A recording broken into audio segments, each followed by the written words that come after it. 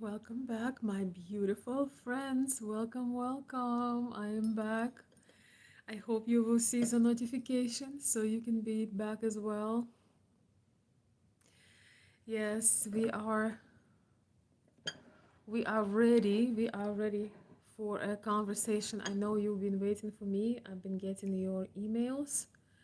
Um, it's always a pleasure to be back to have our conversations, our discussions. Welcome, welcome. I see somebody in the chat I recognize. Russell, welcome. Great to see you. I'm so glad you're here. A member and a moderator in the house. Welcome. Oh, I don't know why I'm a little bit under the weather. We having rain. It's pretty unusual for this time of the year. So let's see how long I'm going to last with that. Well, hopefully long enough. So, I hope that everybody is having a beautiful week. Uh, were you anticipating seeing maybe seeing your family, friends? Um, yes, I really hope so that everyone is having uh, is looking forward to have some peaceful time during Thanksgiving. Yes, 1 second. I'm looking for something. We're gonna chill for a few minutes. We'll see. Maybe a few more people will get on, but not for too long. Let's see. Copyright.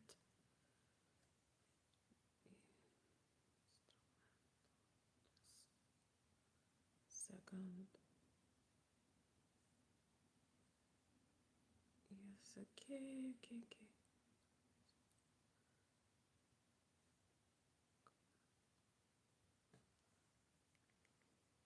Oi. Mold. I hope I don't have mold. Hello, Bob.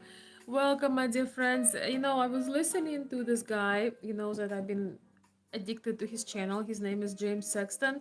Today I won't play the video here I won't play the video on live, but we're going to talk about some topics. I actually haven't listened to this episode. I want to listen with you together. But it was interesting, he was talking about he was having this question about official marriage and whether or not government should be involved in relationships. Whether or not official marriage makes sense, and whether or not government should be controlling relationships. And I wonder, what do you guys think? Whoever is in the chat, Russell, Bob, Zavada, I don't know how to read your name. I'm curious about your opinion. I think that certain rules and restrictions are very important, because when you give people absolute freedom, usually it ends in a complete chaos. Look at the situation that happened with the that horrific how you call it, was it Great Society? No, it's not just a license. That license has a big meaning, very, very big meaning.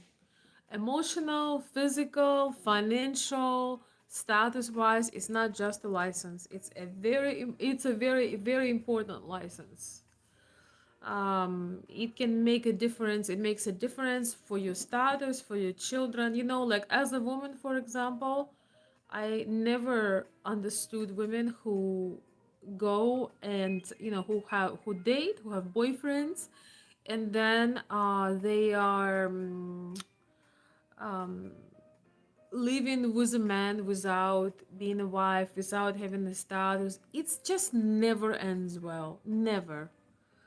There's something about this. It's like we are trying each other, we are auditioning each other, and it never never ends in something, in something positive. It never ends, especially I feel like it's especially devastating for a woman, especially if you want to have children and family. There is something, there is something about it. It's basically the man tells you, like, he's ready, he doesn't mind being with you, but assumes no responsibility. I think when a man really loves a woman, he is actually happy to take that responsibility. He is happy to say, this is my wife, it's not my we are kind of together, my partner, my whatever. Yeah, it's like my girlfriend, my woman. No, a woman who a man who really finds the woman that he truly wants.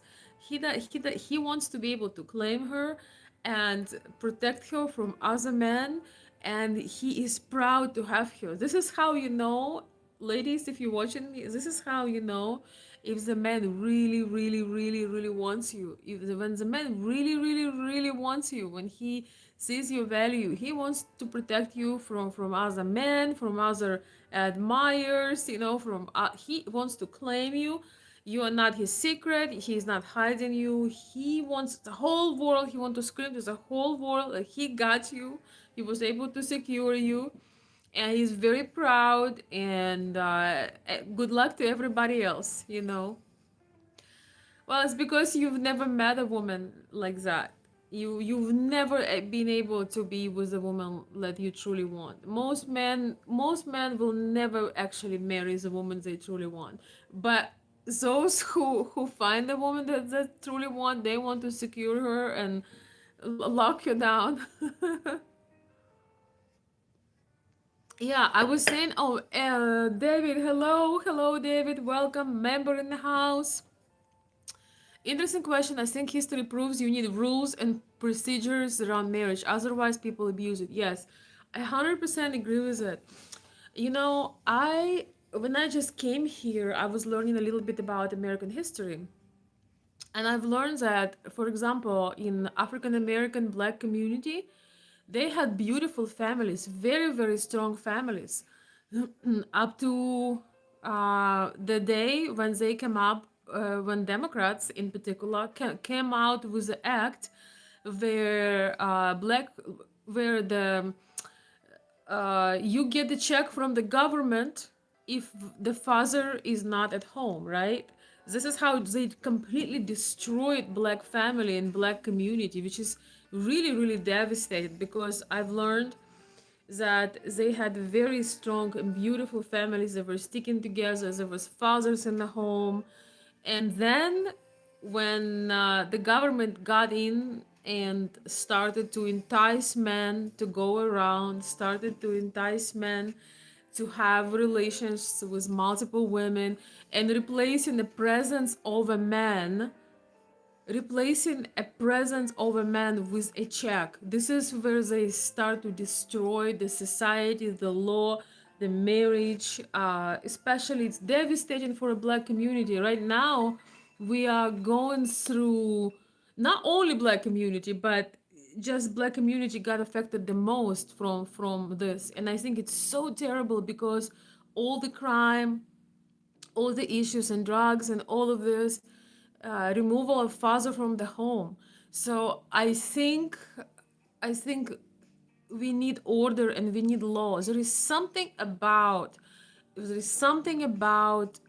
being, when you if you are getting married, there is something about claiming your woman before God, before the law, before the people, before her friends, because any man can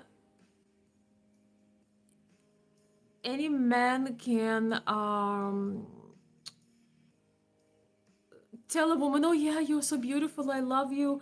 I mean, as women, we don't know what intentions men have, because usually when you're a beautiful woman, you have multiple, or you have options in your life.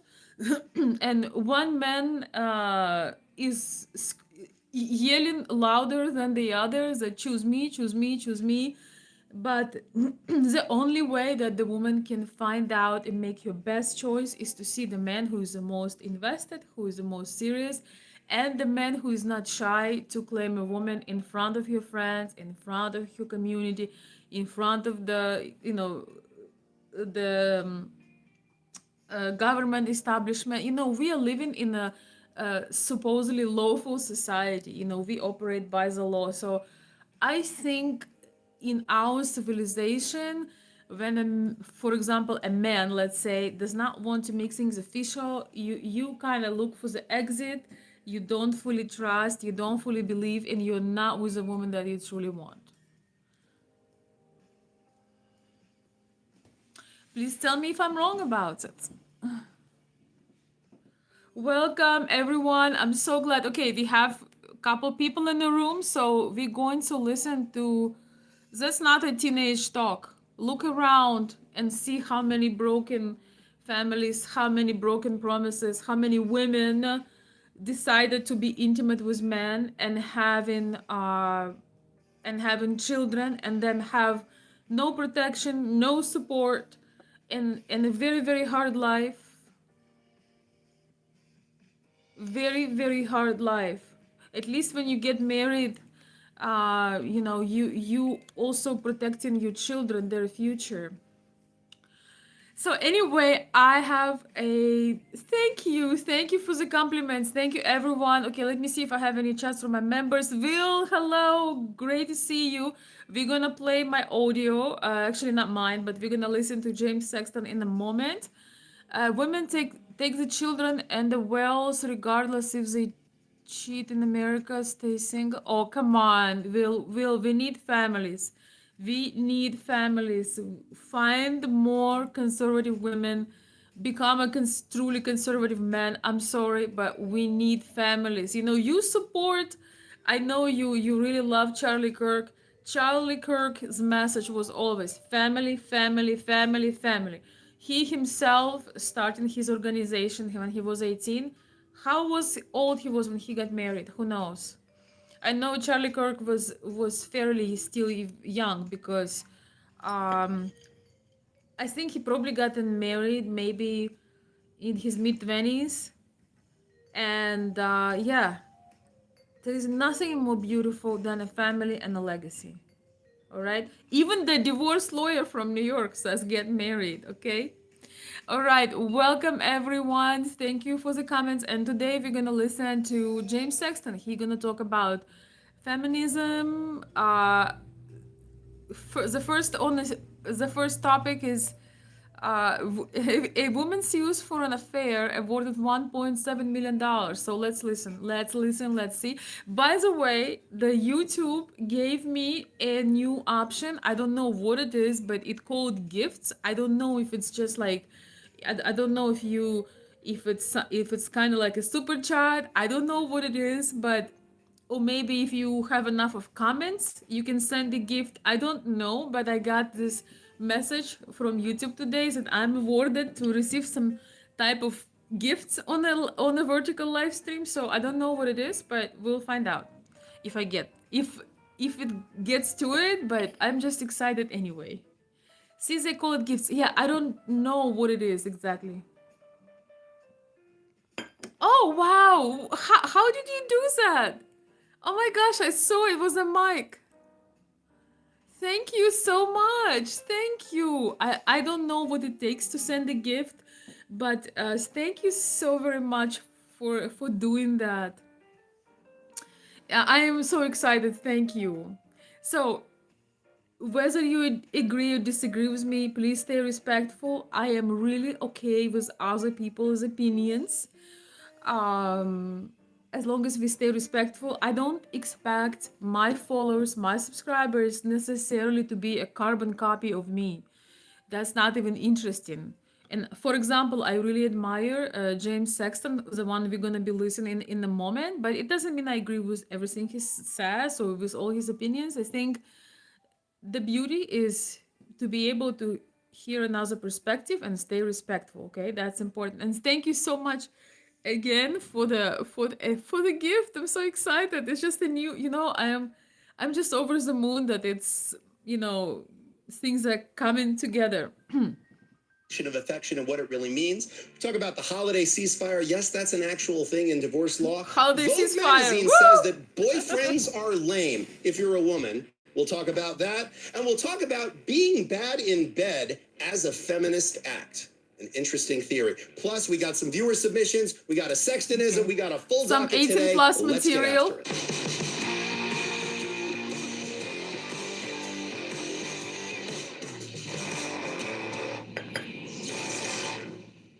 All right, we're going to start with something called alienation of affection. Oh my God, that's a throwback jam to the 1970s. That's, this is before your time. To the layman, we don't know what this is about, so that's the you had an affair with my spouse and I'm going to sue you, the person who had the affair, not my spouse. That's what it is. I'm gonna you know, like, remember in the cartoon with Pepe Le Pew? And like the female skunk comes by and he smells her and all of a sudden he's just wooed away and he follows her down. It's based on that premise, like Pepe Le Pew. It's based on like this idea that your spouse and you are madly in love, and then this malevolent force comes in and just alienates your spouse's affection.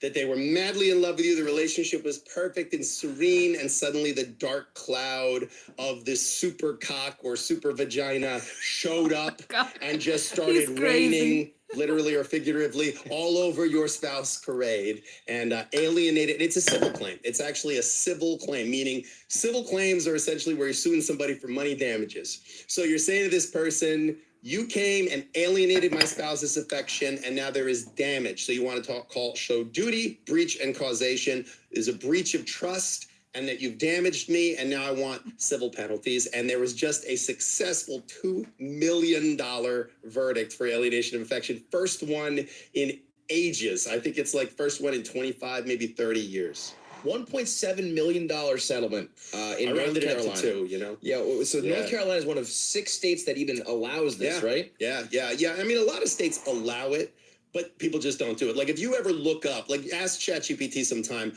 weird laws that are still on the books. There's like a bunch of, like, it's illegal to put squirrels down your pants for the purposes of gambling. Like, that's a real thing. Like, there are actually, like, it is illegal to do fortune telling within certain feet of a school. Like, and these are on the books, but there's no prosecutions for it. So alienation of affection is one of those things. It's only on the books in like 6 states. But really, the last time there was a prosecution of it, there was a judge in Texas who heard an alienation of affection claim got turned over on appeals, and that was like 10 years ago. So it does not come up very often, but this is the most significant verdict that's happened in this front in a long time. And there are a whole lot of people out there who've been cheated on that are like, that's it, baby. I want my payday for this now.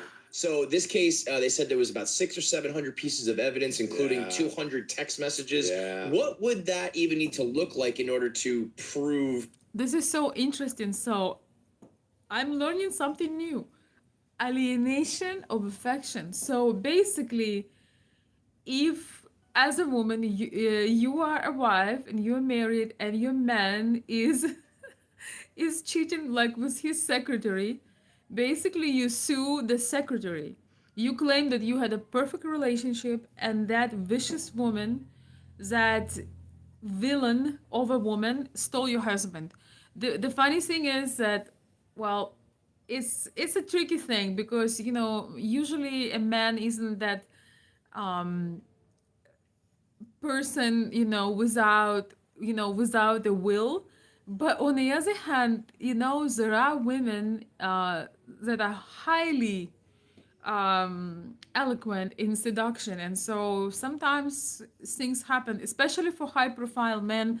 There are women that are trained to seduce husbands, so And win this case. Yeah, I mean, what you want to do, like lawyers we always tell clients, it doesn't matter what you know, it matters what you can prove. So a lot of this is about proving that you had a good relationship with your spouse, and then when this person inserted themselves into your spouse's life, that somehow they sort of took from you, your spouse's affection.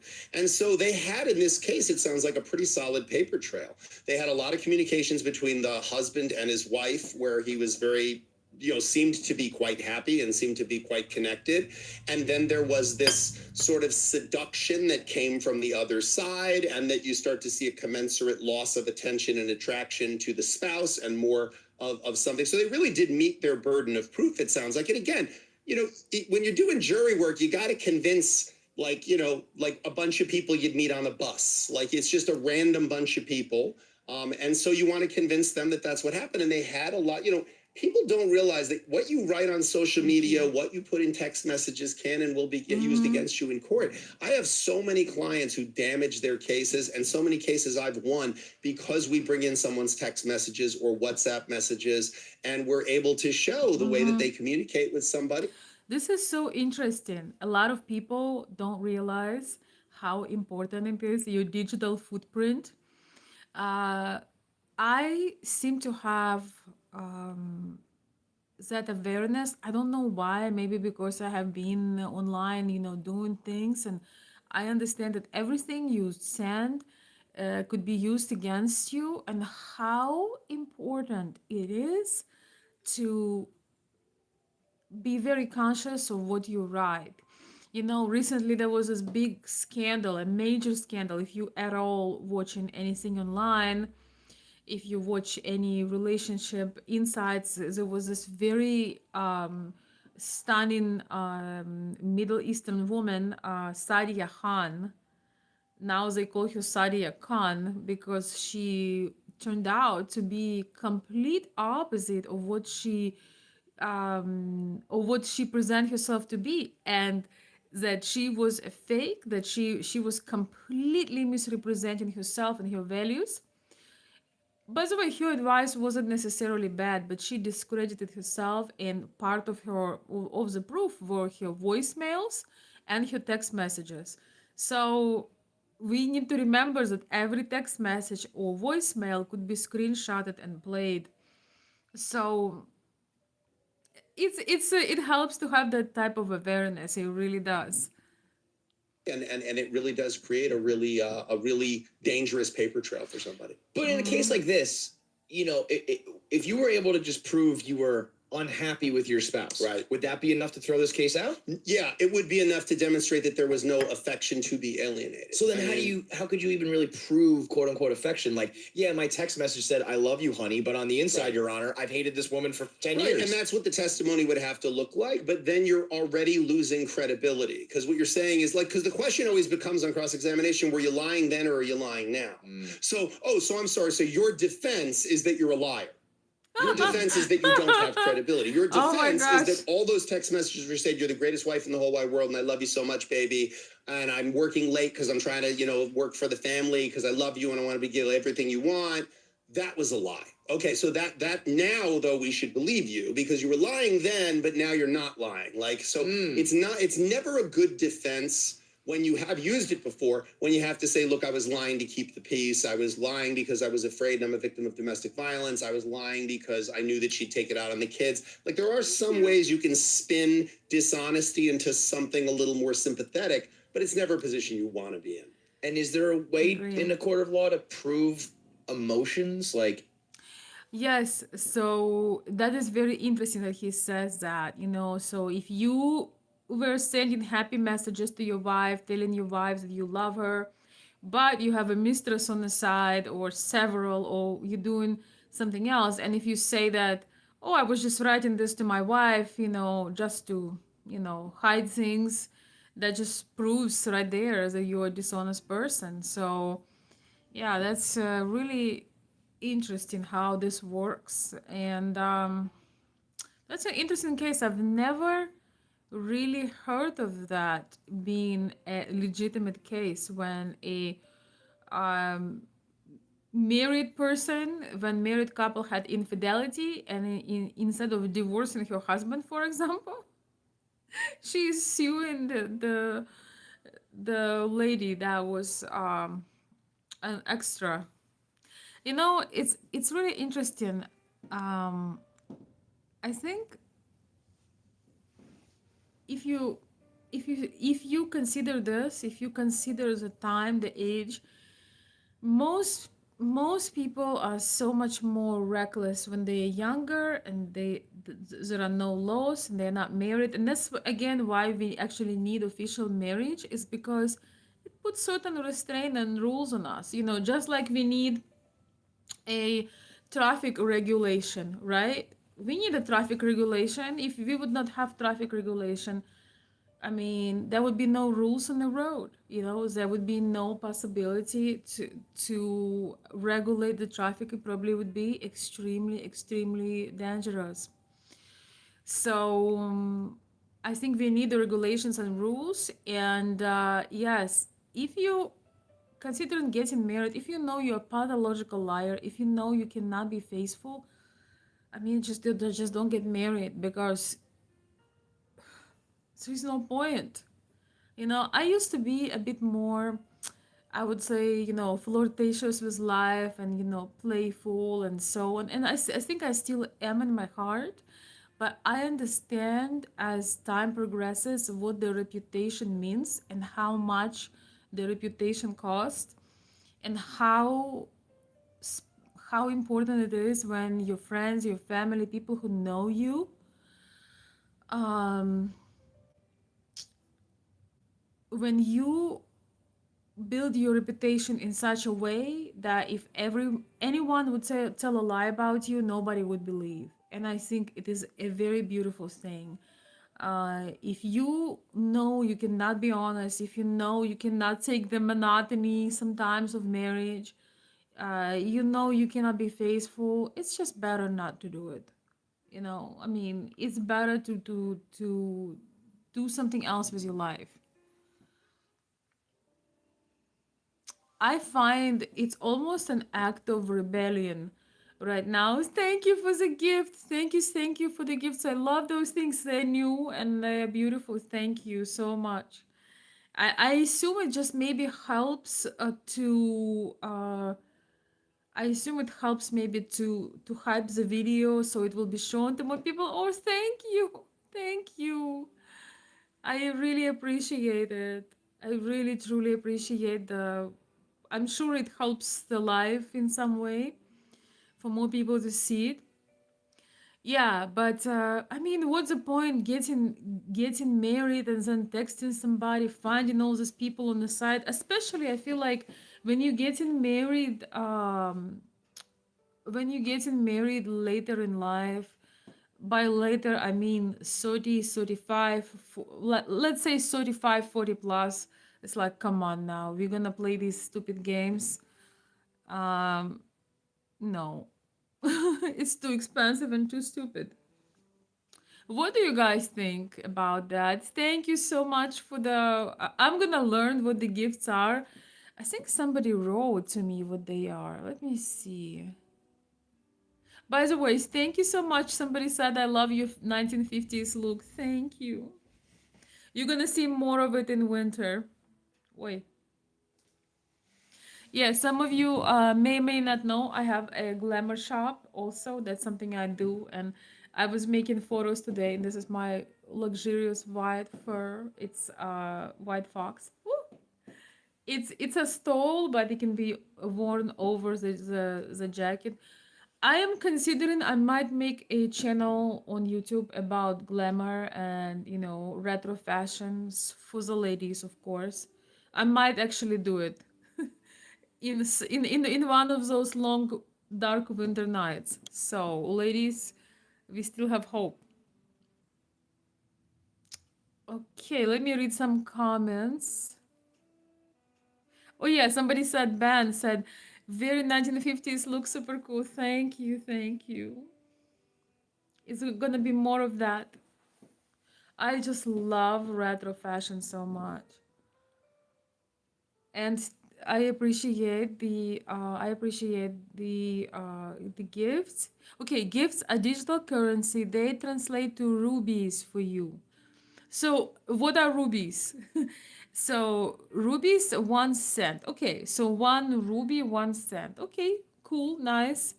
I'm sure it's also helping the boost the chart, I guess. So everything helps. I'm gonna go back. Okay, let's see. Wait, what did I do?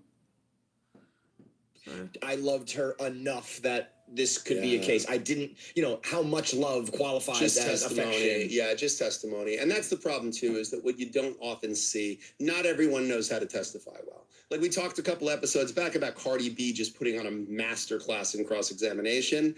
Like some people just aren't good witnesses. Like they can't tell their story really well. Like I tell clients, by the time we get to trial, clients get a sort of unfair sense of security because I've been talking for them and I'm really good at it.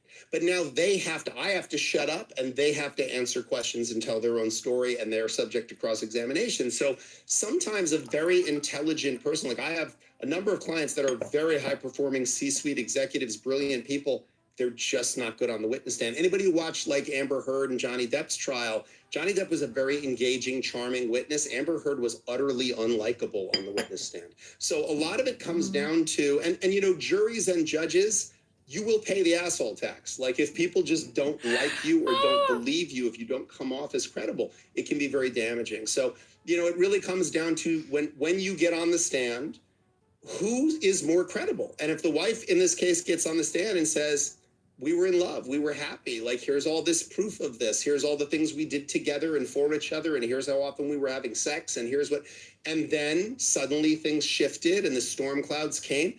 If she's more convincing in her storytelling, that's why I tell people what I do for a living is full contact storytelling. That's all it is. I'm trying to tell a story. The other side's trying to take apart my story and tell their own story, and I'm trying to take apart their story while I'm telling my story. So it's a very, very intellectually engaged process, but ultimately it's just about storytelling. And in this case, it's now $1.7 million from the, let's call her the mistress, if you will. Paramour. The siren, the Jezebel. The painted Jezebel. And, I always feel like I hear often women be like, don't blame her, blame him. He's the one who cheated. He made the vows to you. That's a fair argument. He's the one who took some vows. He's the one who, owed you something. This is just another person who theoretically is also a victim of this person's deceit, theoretically.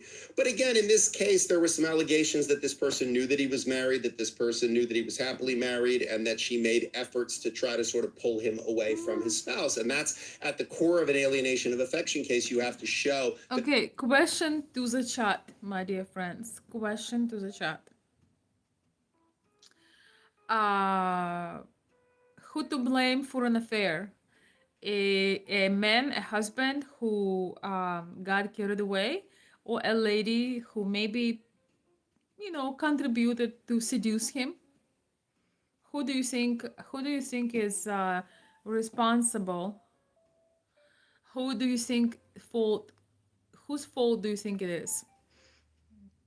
I think that if you are the person who is married, you are the one who is married in this triangle, it goes to be your responsibility. Yes, because you are not a little puppy, you are not a little kitten, you are not a little toy, you are not this creature without a will. Yeah, David is saying the husband ultimately, yes. The man, because the woman doesn't owe anything. Well, because the woman he is having an affair with is not married. Like, if you're the one who is married, guys, if I could tell you that, I have account on Instagram, I have my for my glamour, the amount of messages I get from, and some ladies that I know getting the married men, unfortunately, there is a lot of married men that are not married to the woman they really want, or maybe not having a good don't have good moral grounds, and sometimes the married men acting the most single because they kind of feel that they're not going to get caught, and this is a very dangerous thing. This is very, very dangerous thing because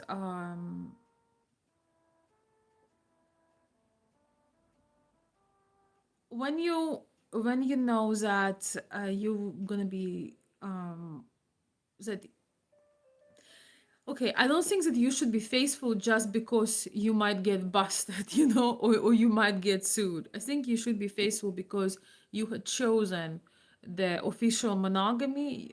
which I don't know, monogamy sounds so bad. I feel that when you are with a woman you truly want, there is no monogamy with a woman that you truly want, because a beautiful woman, a talented woman, is many women in one. I'll tell you that. So just monogamy sounds so boring, but it's not actually. I think that if you had chosen that you care responsibility, you shouldn't be faithful just because the law or embarrassment hold you by the neck. You should be faithful because you show your respect. Oi, what did I do? Oh my gosh. Oh, thank God. I thought I ruined the table. No, I didn't. That was my tea, my dear friends. I just had this fear that I just made a spot, but no. Yes, exactly. I agree 100%. Marriage is between the partners and God. Yes. Yes, let's keep the chat clean. Thank you, Russell. I've been married for 35 years. Good for you. I hope those were blessed 35 years and are. Um, it's a major commitment. Most people nowadays cannot do it, unfortunately, sadly. Let's see. Let's go back. That there was this affection and bond there that you were able to sort of, this person wrestled away in some fashion. They were what we call in the law a proximate cause of the loss of affection, meaning they were the cause of it. Just like if they rear-ended your car with their bumper, that they are a proximate cause of the damage to your car. I think I know how Jim Sexton's going to answer this question. But oh boy. Do you believe in this? No, Okay. no, I think it's insane. I mean, listen, I think it's, from a sporting perspective, it's always fun. Like as a litigator, I think it'd be a really fun case to try. But no, I think it's a terrible concept. I think the reason why it became extinct as a claim and why so many jurisdictions got rid of it by statute is that the truth's at the bottom of a bottomless pit. I have, in 25 years of practicing law, I have represented the cheated on and the cheater countless hundreds of times. And I can tell you that, it's just not that simple. Like, it's just not that simple. Like people go, relationships fall apart the same way people go bankrupt, very slowly and then all at once. And very often there are all of these disconnections that happen. And then eventually an affair happens. Affairs, in my experience, and this is a lot of experience, I feel like I have a PhD in infidelity. They really are a symptom. They're not an underlying cause. Like people don't get divorced because they had an affair. People have affairs because there's something wrong in the marriage. Like happy people don't cheat. This is so very true. I always thought that too. That it's kind of like a side effect. There is disconnect, unless we're not talking about people who are complete love addicts, let's say that. We're talking about in general. I think that basically when there is a disconnect, there is affairs. Now we have all the digital stuff and things just go south.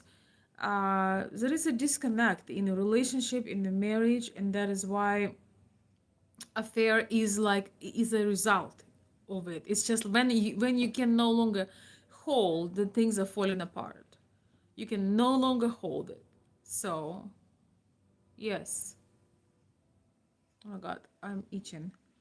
I'm gonna go back to the chat in a moment, in just a moment. I think we're almost done with this episode. So let's listen to this again. That was really beautiful. Siren of Jezebel. The power, the painted Jezebel. And, I always feel like I hear often women be like, don't blame her, blame him. He's the one who cheated. He made the vows to you. That's a fair argument. He's the one who took some vows. He's the one who, owed you something. This is just another person who theoretically is also a victim of this person's deceit, theoretically. But again, in this case, there were some allegations that this person knew that he was married, that this person knew that he was happily married, and that she made efforts to try to, as so many jurisdictions got rid of it by statute, is that the truth's at the bottom of a bottomless pit. I have, in 25 years of practicing law, I have represented the cheated on and the cheater countless hundreds of times. And I can tell you that, it's just not that simple. Like, it's just not that simple. Like people go, relationships fall apart the same way people go bankrupt, very slowly and then all at once. And very often there are all of these disconnections that happen. And then eventually an affair happens. Affairs, in my experience, and this is a lot of experience, I feel like I have a PhD in infidelity. They really are a symptom. They're not an underlying cause. Like, people don't get divorced because they had an affair. People have affairs because there's something wrong in the marriage. Like, happy people don't cheat. I know that's an unpopular opinion. I know I'll get blazed in the comments for it. Thankfully, I don't read them.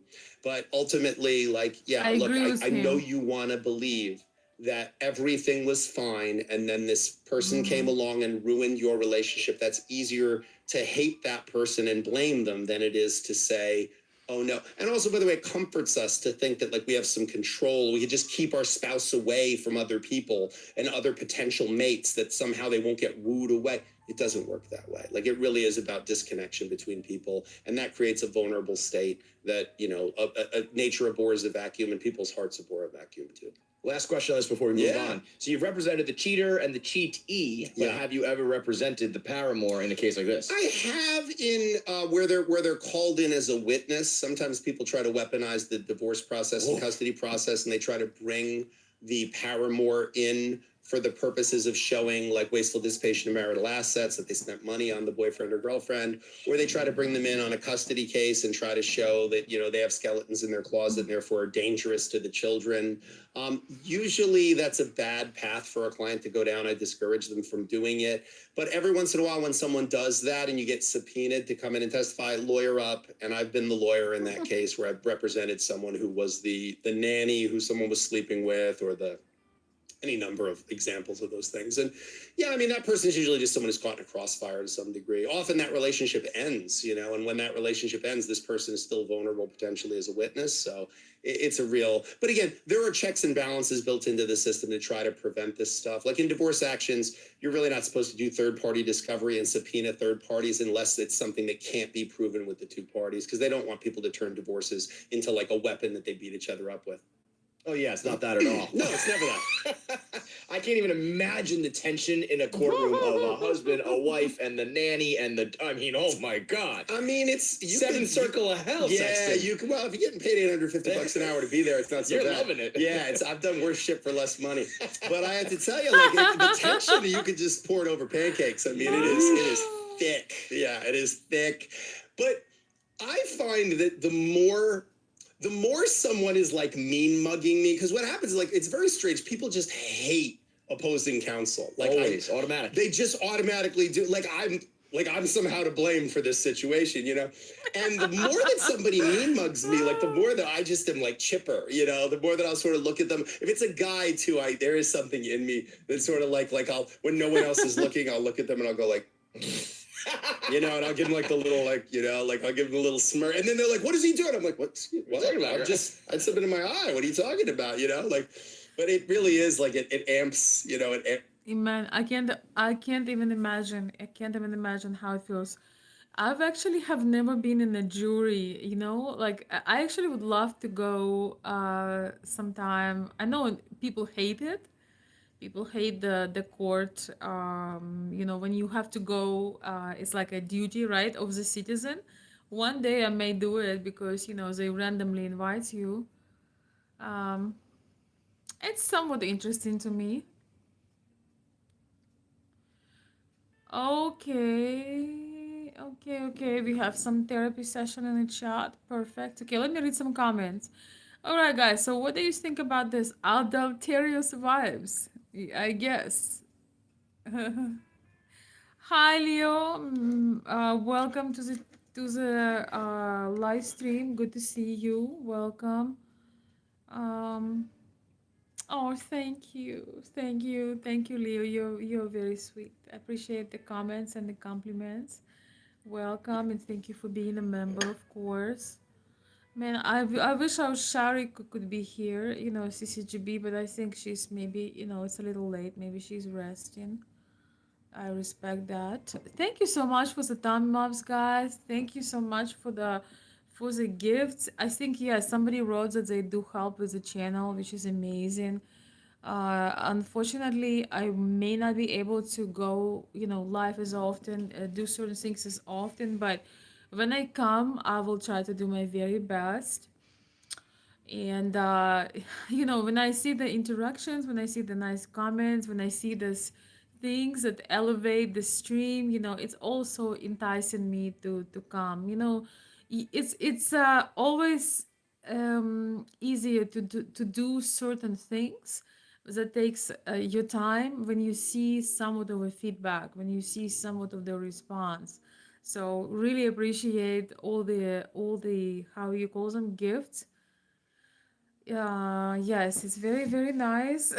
Thank you. And of course, the members and the good comments, and if I have any super chats, what I had in the past. So thank you for that. It really, really makes a difference.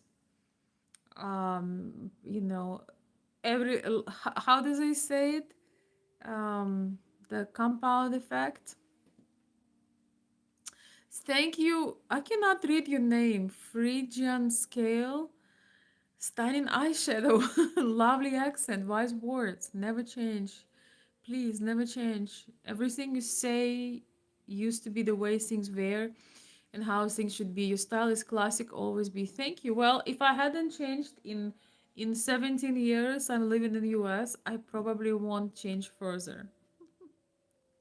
When I just came here, everybody told me, "Oh, you're gonna stop doing this. You're gonna stop dressing. You're gonna stop." Because I live in a very small town, but I make content.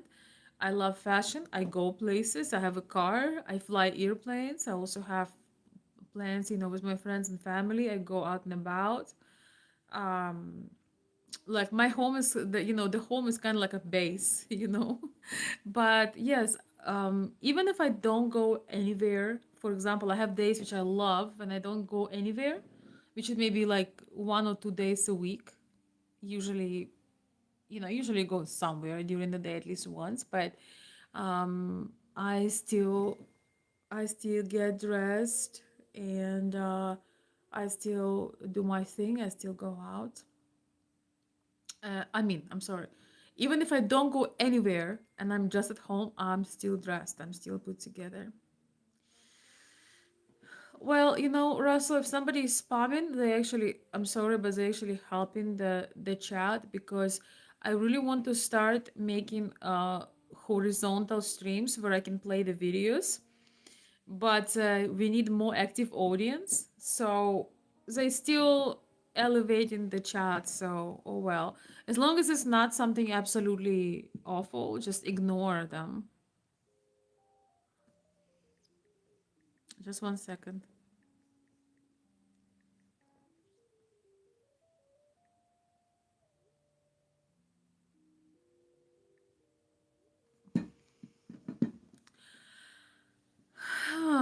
So, do you guys think it's fair to charge a woman with for seducing a husband? I think I think that maybe there should be some type of responsibility, because I think knowing that you might get in trouble, your moral character will be judged, things will be exposed. I think it kind of keeps people together. Haha, somebody says, yeah, charge the woman. Well, man is responsible number one. I'm sorry, but if you're a married man and you're caught with a woman, you getting in trouble number one. So there is no escaping of that. You definitely get in trouble. You get in trouble 100%. But I think there should be some type of responsibility for a woman too, especially if she knows it's a married man, because I think when you're young, you don't really understand the impact of it. And I have to admit, because of the things I've seen, in the movies, in the culture, in the books, sometimes people kind of overlook the things and affairs. But now, when I think about it, and I think about the family, about the children, about how when people allow themselves to act out a character, how much it's affecting the children, how you compromise their happiness, their stability. Like for example, if you're the husband that is really tend to get into all types of affairs, I'm thinking that, you probably will compromise your family, your wife will want to get a divorce, like nobody wants to, unless that was your agreement, unless you're that filthy rich that your wife does not care what you do and you don't have that kind of moral compass. I think it's unfair. I think it's unfair that children should be losing two parents. The children should be going through, suffering through parents divorce. And you know I've heard this phrase somewhere and I completely agree. When two parents get a divorce, they really compromise their legacy, their child's legacy, the child that suffered through the breakup, of the parents. It's just so awful. So I think there should be some type of shame for a woman as well. And yeah, I really think so, especially now, being a grown, being more grown, than I was 15 years ago or 10 years ago. I think that there should be some type of responsibility when you knowingly insert yourself in a situation. So I think it's really hard to measure, but yeah, I don't think anything good is ever coming out of this. To be fair, a lot of women get drawn into these relationships. I've seen that a lot. When a man tells you, "Oh, my wife is just for children. We're not sleeping together. We're living in different rooms." That's that old story, with a tail.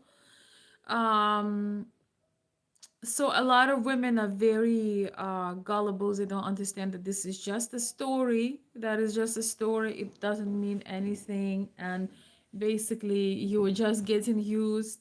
And yeah, it's not a good thing. So I think that if man is caught being a liar, if you have a proof that he lied about his marriage, his position, I think that should be taken into account as well, because you're literally ruining people's lives. That's just my opinion.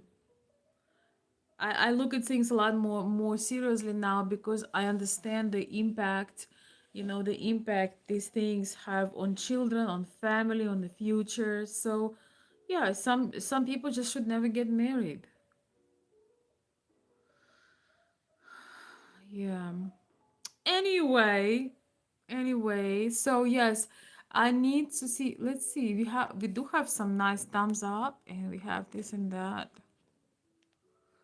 Okay, let's see what he has to say. Amps up the conflict a little bit. And sometimes that's strategic. Like sometimes I want to rattle this person's cage. I've a couple of times rattled somebody up Thank so bad you. that they blow up in the courtroom. And then I go, Your Honor, look at how this person, they can't control themselves even with court officers. Thank you Can so you much imagine for how the it is at home? gift. For every cockroach you see, there's 50 in the walls. He's sitting here in a court of law and can't control himself. Can you imagine what my client must go through? And then when they leave, I'm like, see ya. Oh my God, Sexton. That the number one reason you need to hire Jim if you're in the situation is just so the other side doesn't hire him. You know what I mean? It's not even that I want you working for me, it's that I don't want you working for me. Yeah, no, that's actually, there's something to that. I've actually had people who like hire me early in the process and they're like, I'm not even sure if I'm getting divorced, but I do not want you representing my spouse. And I find that very flattering. Also, by the way, you're getting divorced. If you retain Sexton, you're getting if divorced. came in. Well, I mean, look, I don't make it rain, I sell the umbrella, but I will definitely say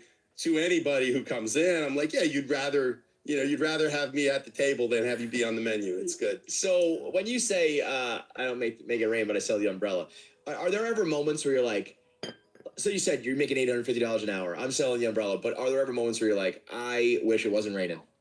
I don't care how much I'm making. I don't care that I'm winning this case. This is so tense and this is so ugly. I don't want any part of this anymore. No, I think I'm just really used to the clay of conflict, and like I see myself as the outcause in these situations a lot. Like it's really my role. I don't try to amplify conflict unless it has a strategic purpose. Like most of the time I'm trying to sort of figure out a way to navigate both sides through this situation and in a way that will preserve the connections that they still have with each other, especially if they have kids, they're going to be grandparents together. I'd rather someone hates me than hate their co-parent. Like, if you can vilify me and fit me with horns, that's great. You're not gonna have to sit next to me at your kid's high school graduation. You never have to see me again. Like, so I'd rather that this person hate me. Let me be the whipping boy. Like, let me be the person who they blame for the whole thing. That's great, because then they're not gonna have grandkids with me. Like, they don't have to deal with me. So that's fine. I can carry that weight. But no, I don't really. There are times where both sides are being so petty that I find myself almost throwing my hands up and saying, like, because very often we will have two very reasonable lawyers on a case and two clients that are totally unreasonable. And the two lawyers are like arguing against our own interests, because these people want the conflict to just amp up, and we get paid for the conflict, and we're trying to talk them out of litigation.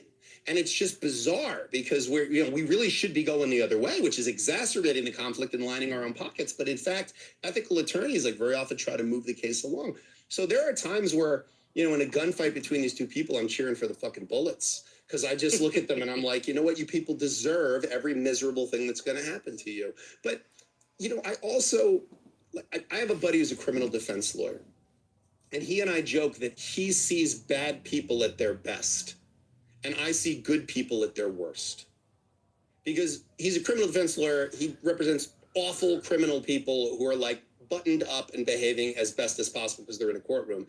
And I represent people who in their day-to-day life are rational, successful, really good-hearted people, and they're just so angry and hurt that it's spraying in every direction. And so, you see a side of people that I just never take it personally. I have clients all the time apologizing to me, like, I'm sorry that yesterday I was so worked up, and I'm sorry that and I'm like, dude, don't even worry. Like, I have such thick skin at this point.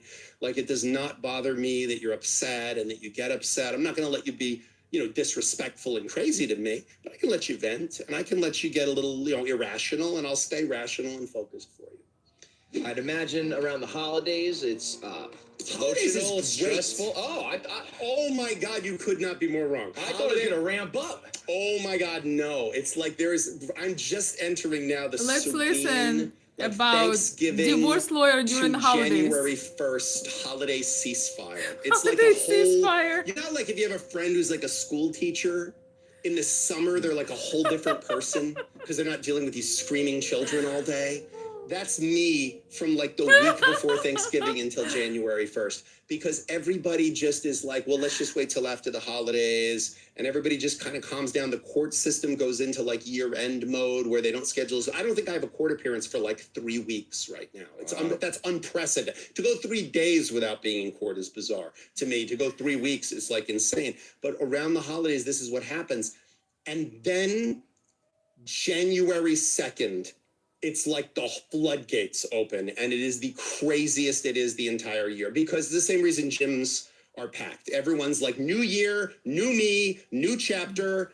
I'm going to lose 200 unwanted pounds in the form of my fucking spouse. And the kids have been home for the holiday break, and they've all been indoors, and everyone on the East Coast, we're cold and we're miserable, and you can't even like just go outside and go for a walk because it's so cold outside. So it's like this perfect storm that just leads to January 2nd, our calendar being completely full, and that goes all the way to the summertime. And so do you think it's I want to divorce you, but let's get through the holidays first? Or you think the holidays can bring about the I think people are in with their family, and there's lots of opportunities for people to disappoint each other in the holidays. Like they don't get the right gift, or they say the wrong word to their family member, or they're drinking and partying more than they normally would, or they do something stupid at the office holiday party where they don't get the Christmas bonus that they were counting on, or they spend too much for the holidays. Like these are all from experience professionally. Those are all examples of things that exacerbate conflict, but it really is that, people just, there's a sense of like shared goodwill. There's this misconception that the rate of people who die by suicide increases for the holidays. And that's actually not true. It actually decreases, because there is this like collective sense of goodwill. Yes, we all find it like kind of stressful that like going to any store is now a pain in the butt for a couple of months. But there is this sort of sense of people being a little more cheerful, a little more friendly to each other. There's like free things being given out, like food and snacks and things. So you can get like a, candy cane easily for free. Whereas like after the holidays, everyone is just so like dialed up from that. Everyone's in debt from the holidays. So the stress spills over and leads to like absolute chaos. But yeah, for a couple of months, it's really lovely. So there's the holiday ceasefire. We've also heard a lot of statistics in recent. Okay, holiday ceasefire. I love it. Holiday ceasefire.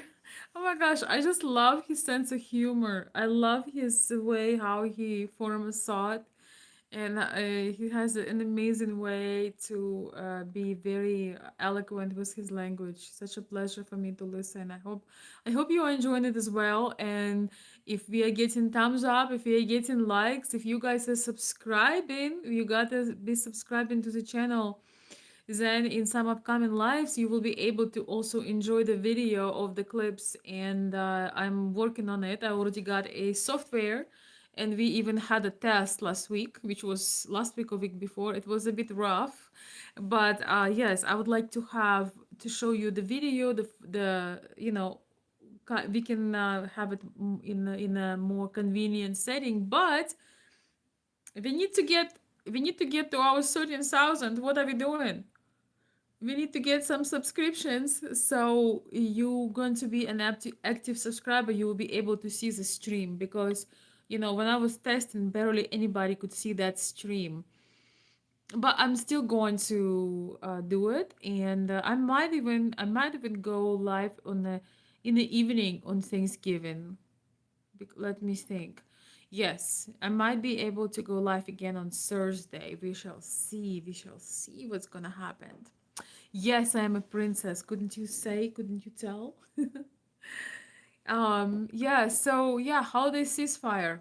Man, we could use ceasefire not only for the holidays and not only in the relationship prospect. We're not gonna talk politics today, but we know that Zara Destiny is making Zara Destiny. I mean the the destiny of the world peace is right now, um how to say this, at the stake. How to say this, the stakes are pretty high. um Russell, feel free to put in timeout anybody who writes inappropriate stuff. Just put them in timeout 24 hours, and then next time block. Anything inappropriate, just ruthlessly. Ruthless timeout, ruthless ban. Hello Las Vegas. Okay guys, I think we had enough with a topic. We're just gonna chill for a little bit. Your Majesty, somebody says. Let me see your outfit. Nope, you're not gonna see my outfit. I'm sorry. If you wanna see my outfits, check out my Instagram.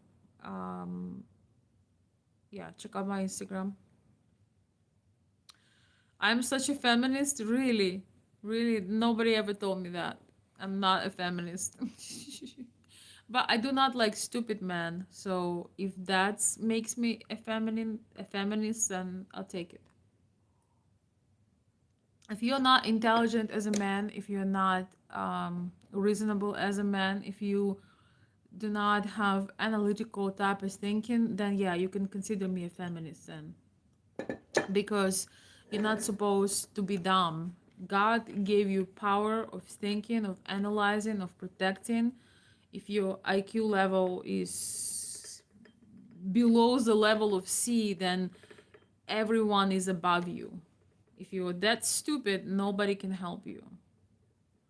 If you don't understand what this channel is about, if you don't understand the principles we're talking about, nobody can help you. Actually, it's a very unfortunate thing. If you're a man and you're ugly, you can make it in life. But if you're a man and you're dumb, you're you just never learn anything, never obtain anything. It's pretty much like being handicapped. An unattractive man, a man who is not really a good looking, can make it pretty well in life, but still using his mind and learning how to be competent, obtaining a profession, obtaining a career. But if you are dumb as a man, that you are pretty much handicapped. Yeah, that's very sad. So, what can I tell you? Bad news. I hate to be the bearer of bad news, but I am. All right, I have so many comments that I cannot get to right now. Is Alex here? Alex Patino. Hello, Alex. I'm sorry I didn't see you. Or maybe, let's see. I don't know if you still are here, but welcome. I hope you are doing well, and so as your family. I hope things are going well for you.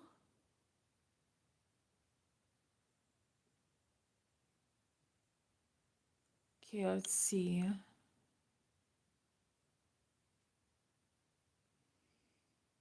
Anyway, yes, if you have some last minute questions, some thoughts and ideas, please let me know. Let me see.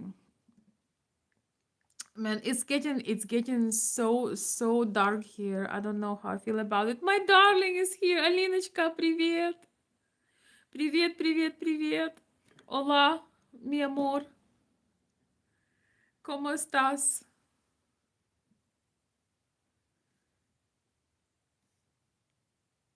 I forgot all my Spanish because I'm lazy.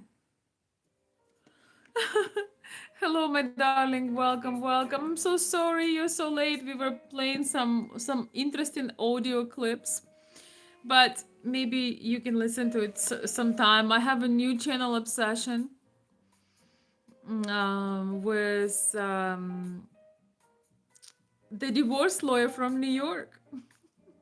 I just I just really enjoy a charismatic man, especially competent men, and I just have a special place in my heart for a divorce lawyer who is pro marriage and who's who cries at weddings. I just find it. I mean, he is really extremely charismatic. I just been enjoying listening to him. Yes, you need to listen to that lawyer, 100%.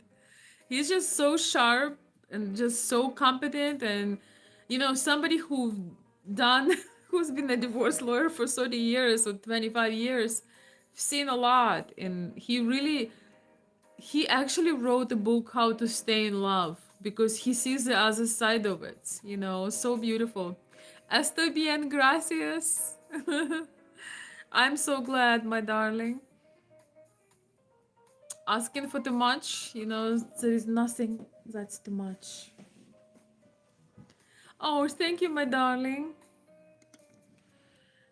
You're always complimenting me on my looks or styles.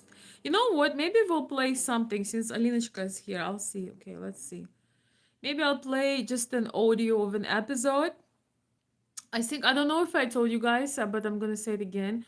So yes, we had a test a week or maybe a little bit over that ago.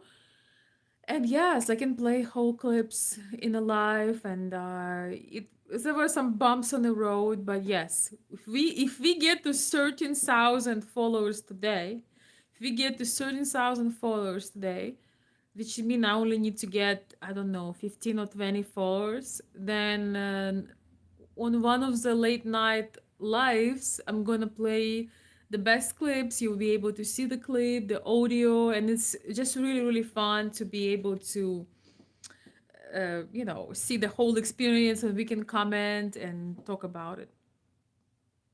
Okay, I'm gonna save my favorite of his.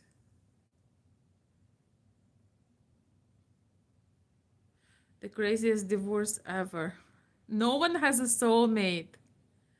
Yeah, I think I was playing this day before yesterday.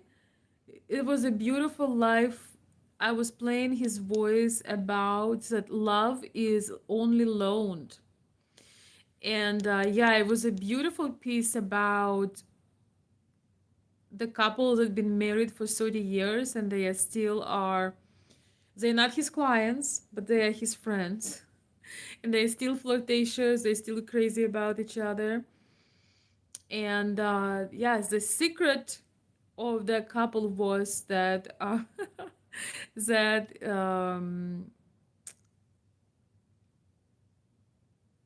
the guy, he's a salesman, and he told that he always seals a deal. He always makes sure that he seals a deal with a lady. I think what happens sometimes in a long-term relationship is that you forget to respect each other, to notice each other, and also to seduce each other. You feel like that should be automatic, but it's not. I think every person that wants to stay in a long-term relationship should learn the art of seduction. But some of us ladies already mastered the love the art of seduction because it's in us. Especially some of us, not all. But men also need to learn the art of seduction. Um and James Sexton talks about it. Man, I wish I could find it right now, but of course I won't. Probably won't. I played it in my previous life, but it's saved.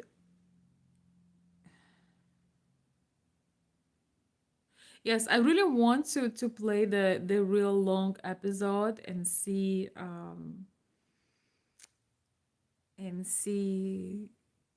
and have it on live so we can all watch together and discuss. It would be super fun. Maybe I'll do it on let's see on maybe I'll do it on Thursday night, Friday night, maybe.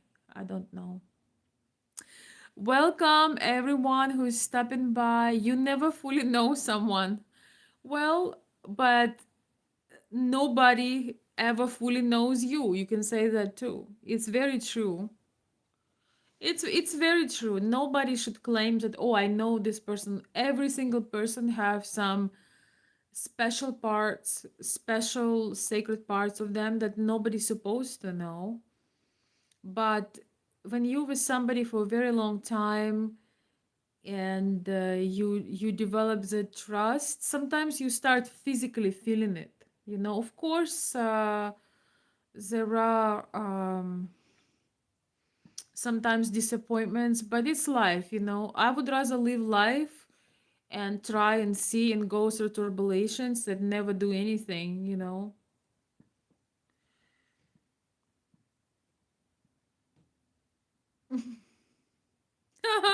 Oh my gosh, he has a video. Kim Kardashian can never be a lawyer. Oh my gosh, I love his sense of humor. Oh, why? Oh my gosh, I think I watched that one. I was dying laughing on that video. Let's see. There are permutations. Oh my god, he is so funny. Let me read some comments. I also said you've never fully know someone, so you have to keep learning. Oh yes, that's a beautiful concept. Yes, exactly. Sometimes we assuming that we are knowing the person when we are like, what new are you going to tell me? I had this incident with one guy, with one man who has a dealership. And I've noticed that he would always give me like the best service. And, he has I don't know if they're married. I don't think they're married, but he has a lady. But I knew why he would always give me special attention. And I know why she disliked me. And this is actually very, very simple because when we were in one circle, his lady, him, me, and a few other people, he would be telling something great that he had done or something he's proud of, and his woman would always roll her eyes like, I've heard that story. And I was thinking to myself how difficult it is to say, how difficult it is to praise a man, especially if that man is supporting your lifestyle, if he is taking care of you. How difficult. Yes, men love sharing their winning stories. When they win in some things, they love sharing their stories. It's normal. So how difficult it is to just say something of approval. I just find it very, very funny. So, but when I listen to him, I actually have the genuine curiosity about people, and I love stories. So I would just, I think I won his attention with listening to his stories. And yeah, unlike the lady, but she was very upset when she learned that he always tried to give the best service and be very attentive. But I think that's should be a part of women's wisdom to find reasons to be proud of the man you're with, and to listen to his wins, to his achievements. Why not? Why not? It's so easy, it doesn't cost anything. And I think so, coming back to your comment, I think you're 100% correct that um sometimes we just assume like, oh yeah, oh, what else she's gonna say, or what else, yeah, here he goes with his fishing story, or here she goes with her beauty pageant story. It's just like, I think the stories that we repeat the most, it means that they have like they had a very high emotional impact, and that's a beautiful way to learn something about someone, right? It really is.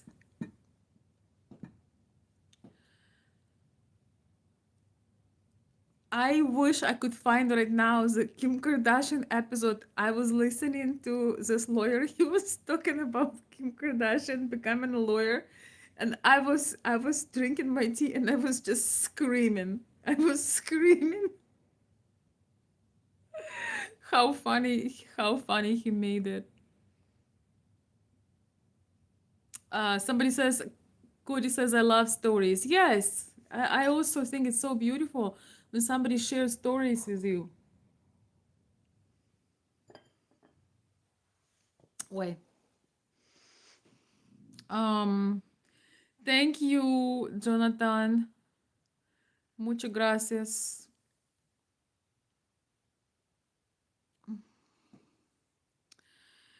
People age, they change physically, emotionally, mentally. They're a different person at 30s than they were 20 and 40. So, yes, I completely agree. Some change and some remain the same. With no, I'm just kidding. I think we all evolve and change. And if someone is truly living the life, they are learning something, they're evolving, they actually changing for the better, and they become more interesting, more deep, and more amazing person despite of everything, despite of um a lot of people afraid to get older and more mature. But the interesting thing is, when you live a very fulfilled life and you choose to learn from things, you might become the most interesting person in the room if you put your lessons, even your pains, even your failures. If you learn from them, you can be the most fascinating person in the room. So I agree. All right, do we have any more comments? You look like the wife of a villain. Thank you. Lovely. Let's see. Let me look some more comments. Alinочка. Oh my gosh, Alinочка is saying you look like you're 19 today. Thank you. Thank you, my darling. You're so sweet. Thank you so much. I appreciate it. Oi. I appreciate it. Oi.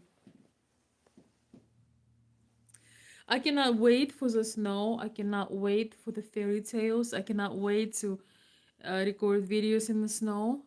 And I cannot wait for the gray to go away. So let's see. You know what? I'm gonna play, since we have people in the room. Let me see. Let me play this. Man, where is okay, let me see. Where is he talking about it? Okay, see. Something they attach to. So I don't know, man. Like I know that Kim's dream of becoming an attorney seems Oh my gosh, it's perfect. I found it. as an idiot and how we were all just girl bossing right into the sun with her. Like nobody, we're not talking about that. It's fine if we're not going to talk about it. But then putting her on a show that basically looks like. Okay, I'm gonna start from the beginning. Oh my gosh. Hey gang, welcome back to Better Call Sexton. It's your host James Sexton. Remember, Thank before we start, you. like, subscribe, hit the so notification bell, all those good things we have. Thank you so much for the gifts, for the gems, for the rubies. I love it. Oh, thank you. I love it. Thank you for helping out the channel. I really appreciate it. And also Christmas is coming, so Packed docket for you today. Kim Kardashian figuring out it's a whole lot easier to play a lawyer on TV than actually become one. We've got trouble in Curryville, makes the hairs on the back of my divorce lawyer neck stand up. We talk about how you divorced the person you were married to, viewer submission is Sextonism, all those good things. Let's get after it.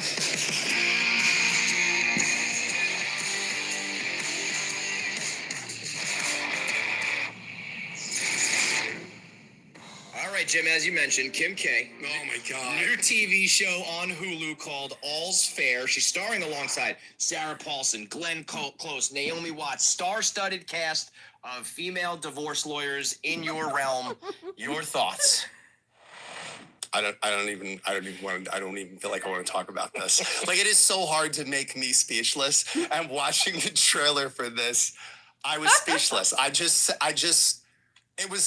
watched it and just went, why in God's name we do not? This is the show we don't need. Like, there's so much to unpack here. Number one, Kim Kardashian, wasn't it 10 years ago? It's like, I'm going to be a lawyer, you know? And it was like, I'm taking the baby bar and I'm taking the sidebar and I'm taking this and I'm not even going to actually go to law school, but I'm going to be a lawyer. And now I guess we've just figured out, like, oh, wow, like law is actually kind of hard and it's actually easier to play one on TV, which I get, you know, I certainly understand that. But it are we all supposed to pretend that she didn't talk about how she was going to be a lawyer and anyone who doubted the fact that she was going to be a lawyer was an idiot and how we were all just girl bossing right into the sun with her? Like nobody, we're not talking about that. It's fine if we're not going to talk about it. But then putting her on a show that basically looks like revenge porn for divorced women. Like it makes it look like divorce lawyers are like, we are going to have him followed and we are going to take him apart. This is the stuff that gets people so hyped up about what it is divorce lawyers do. Like mostly what divorce lawyers do is identify assets, value them, and help people divide them. And then figure out like parenting access schedules for two people who are going to someday be like grandparents together. Like we're not doing a whole lot of like putting on like cloak and dagger mid disguises and hiding in restaurants. he is so charismatic. If you don't know who it is, his name is James Sexton. He is a famous divorce lawyer, and now he's getting his own channel, his own podcast, and I'm just like, I can't. See if someone's with their mistress and then figuring out how to hack into their bank accounts. Like I watched this preview and I was already like, what part of this is even vaguely resembles? And the courtroom stuff, like people have this expectation when they see this kind of, like I said, lawyer porn, that we're going to walk into the courtroom and just punch opposing counsel in the face. And then we're going to have like at the end of the case, like the judge will be like, we shall remove his testicles, you know, and this just isn't how it works. And it creates this kind of weird blue balls in people that are getting divorced, that they think that they're going to have this like justice. We're in the courtroom. I'm going to walk in and I'm going to be like, isn't it a fact you were a terrible husband? He's keep like, it's true. She deserves so much better. Like, and it's just not how it works. And it creates in people this expectation that is so wildly unfair because this like myth of closure becomes something they attach to. So I don't know, man. Like I know that Kim's dream of becoming an attorney seemed unrealistic to me, but this is not a good second choice. Like maybe do something else entirely. Just leave the law to the professionals. Let Sarah Paulson make another American Horror Story or another 5 or 6 of them that seem to be doing okay for her. And like, let's all just move on. Like, cause this show's gonna go down in flames, guys. Like we don't see it already. Mark my words right now. I'm not much of a soothsayer. This thing's going to tank because it's going to be so bad. It's going to be so bad. It's not even going to be bad enough to be so bad you'd watch it. It's going to be so bad that you're going to watch like 5 minutes of it and just go, Yeah, I just need a lobotomy or for this to be off. Let's play the clip because I want to get some of your Oh, reactions in dude, real you time. know, you Some of the dialogue, some of the quotes, they're just unbelievable. I really thought we were friends. Boy, do I love coming here. Walking down that hallway shaped like a clown cervix. Black. Diverse female boss cast. I mean, it is star-studded. That's It's you. what's gonna be so depressing when it crashes. You're the best divorce lawyers in town. You're the best of them. What is she wearing? There's a lot of Botox on this screen already. Women besting men in divorce. Good Lord, look at that. No. Is that? She looks a little like Saw. Have you noticed? See you in court, you poor discarded. You know, I always wear my black gloves to court.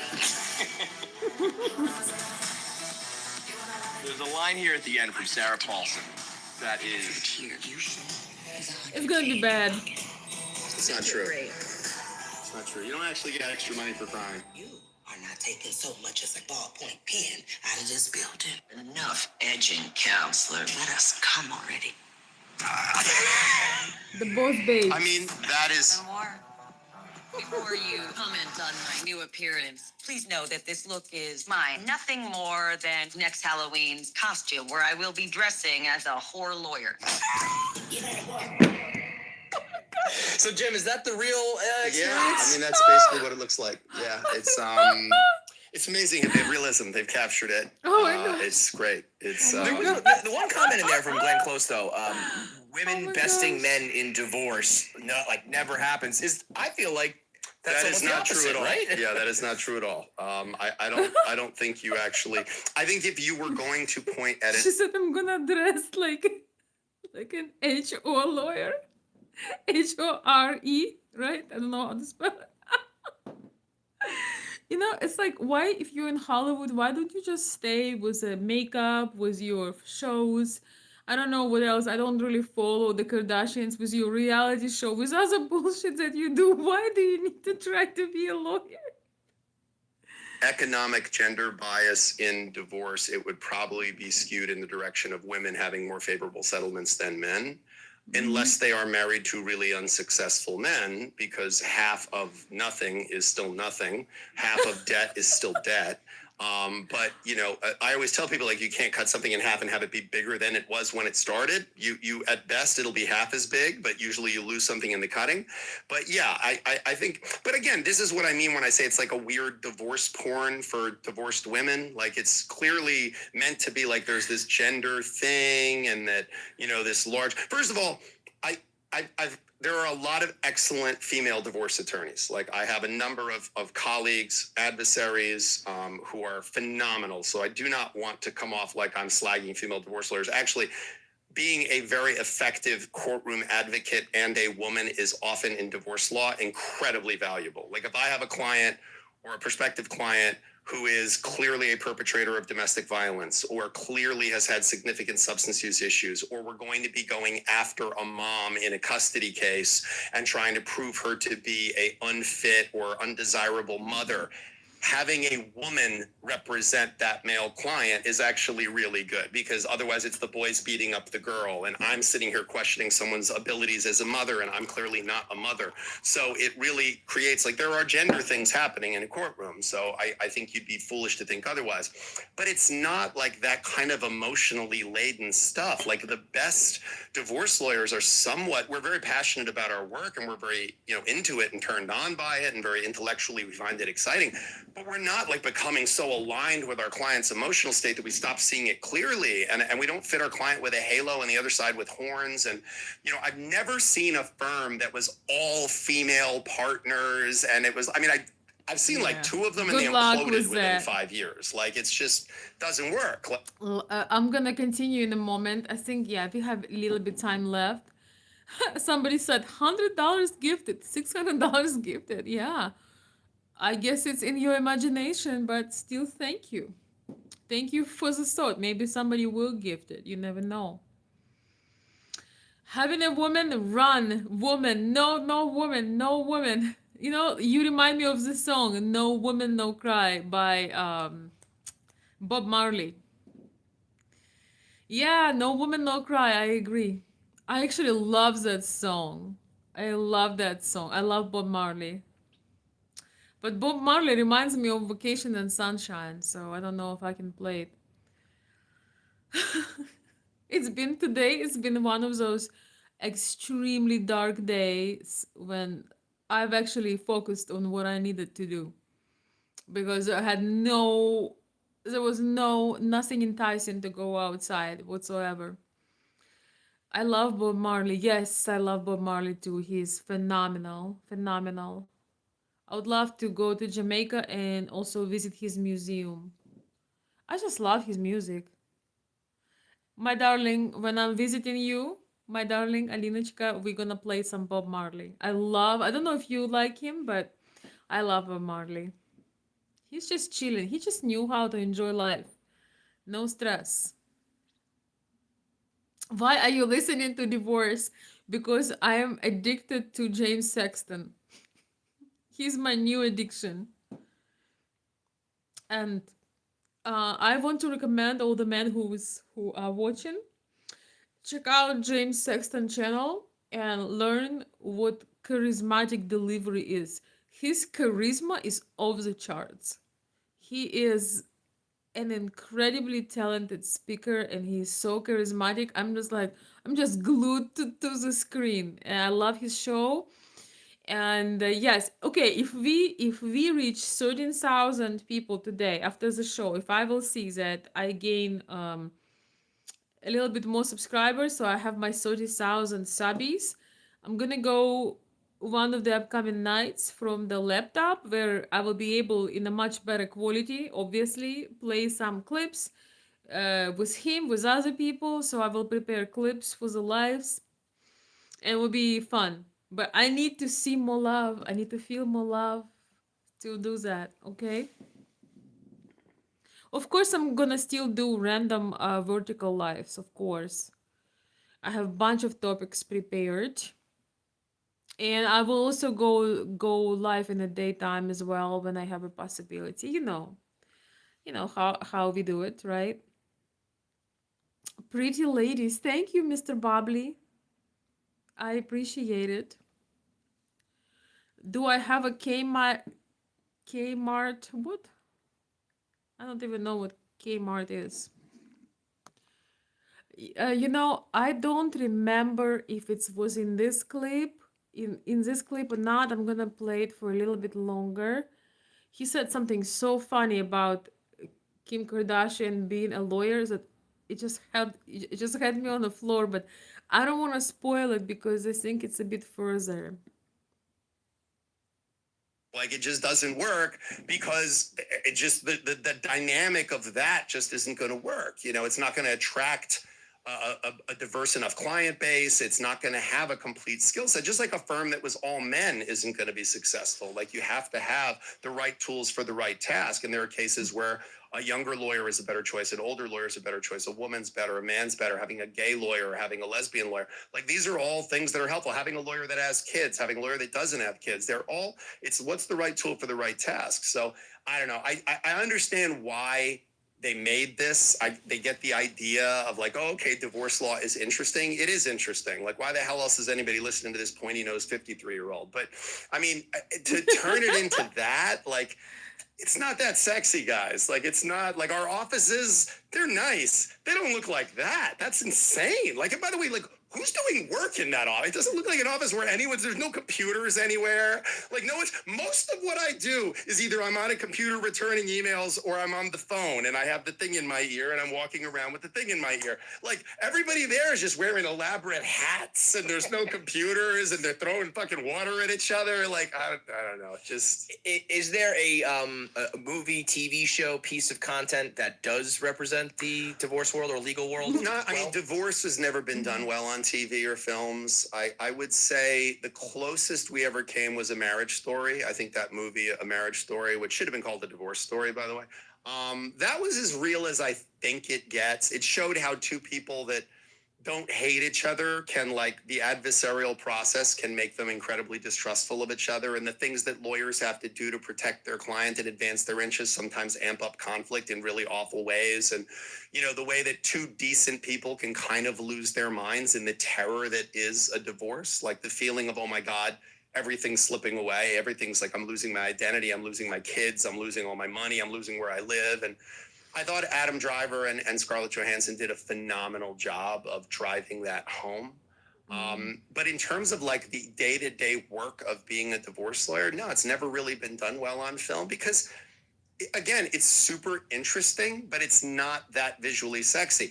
Trials, divorce trials, custody trials are really, really interesting, and they would be more like what Man, Law and Order. Law and Order has a pretty fair. I wish he was said that.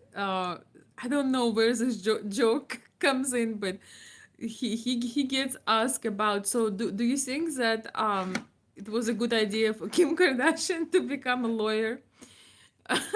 And he says something. Well, do you think it would be it would be a good idea if I would become a gigolo? He said, yeah, I mean, I don't have the body. I don't I don't know how to dance.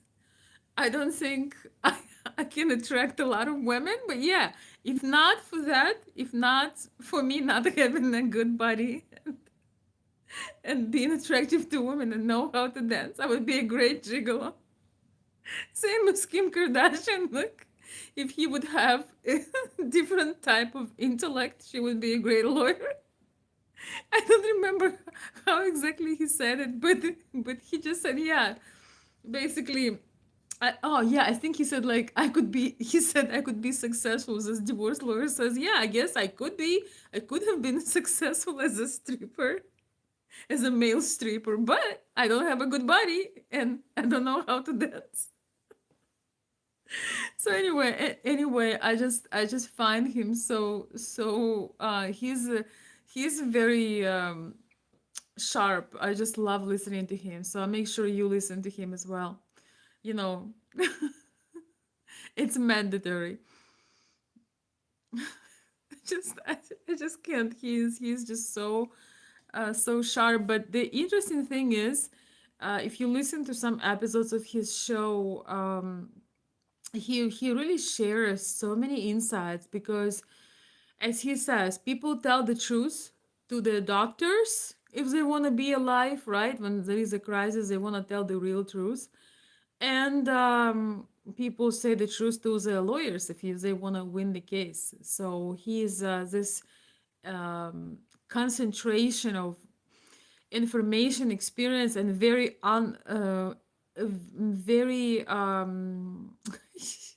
very uncut raw truths because unpolished. And yes, he wrote books about how to stay in love because he saw the other side of it. So I find it really fascinating. Plus, there is something about charismatic men that I'm sorry, but I am glued to the screen. That's how you become handsome as a man. You learn to be, you elevate your competence. He's not necessarily the most handsome man on the planet, but his confidence and competence make him extremely captivating. Yeah. You're my favorite transgender on YouTube. Wow, very nice. Thank you. I'm glad. I'm as striking. Happy birthday, Evelyn. Justin says, I'm in love with you. You have excellent taste, Justin. I love people with sense of humor. Yes, my darling. Sense of humor and competence and charisma and experience. You just can't go wrong. Thank you, Paul. Paul is saying you are very beautiful. She's a real lady. I don't know. Yes, I assume that's me. Thank you. Thank you so much. So far, so good. Okay, we'll listen for a couple more minutes and we're gonna be wrapping this up. depiction of what courtroom work looks like. Whenever I tell my clients to watch something, like if you want to watch something to get used to, first of all, watch court, go to court. Like courtrooms are open in the United States. Like you want to come watch me in court? Oh, Come watch me in really? court. Come to 67th I Street in can? Manhattan, watch me do a trial. It's Oh my open court. You gosh. can come in, you can I didn't know that. You in United States, you can go and watch. So if you have an open trial, oh my gosh, I might have to deal with Mamdani. I really always wanted to see New York. I'm not super excited to go to New York under Mamdani because it's probably going to be even more of a disaster. But oh my gosh, I would actually die to go watch James Sexton in open trial. That would be so interesting. I'm so excited about James Sexton because I listen to different podcasts and I've listened to him before he opened his channel. He would come on different podcasts and just share so many insights, so many fascinating things. And I didn't know. Oh my gosh. You see, guys? So something positive is coming. One of my okay, so it's gonna go on my bucket list to watch James Sexton in a court, um in an open trial in New York. Oh my gosh, I don't know. Am I crazy for wanting to see this? It's just I find it so fascinating. Thank you so much for the gems, for the gifts. I really, really appreciate it. I don't know. I'm sorry I cannot read your names, but thank you so much.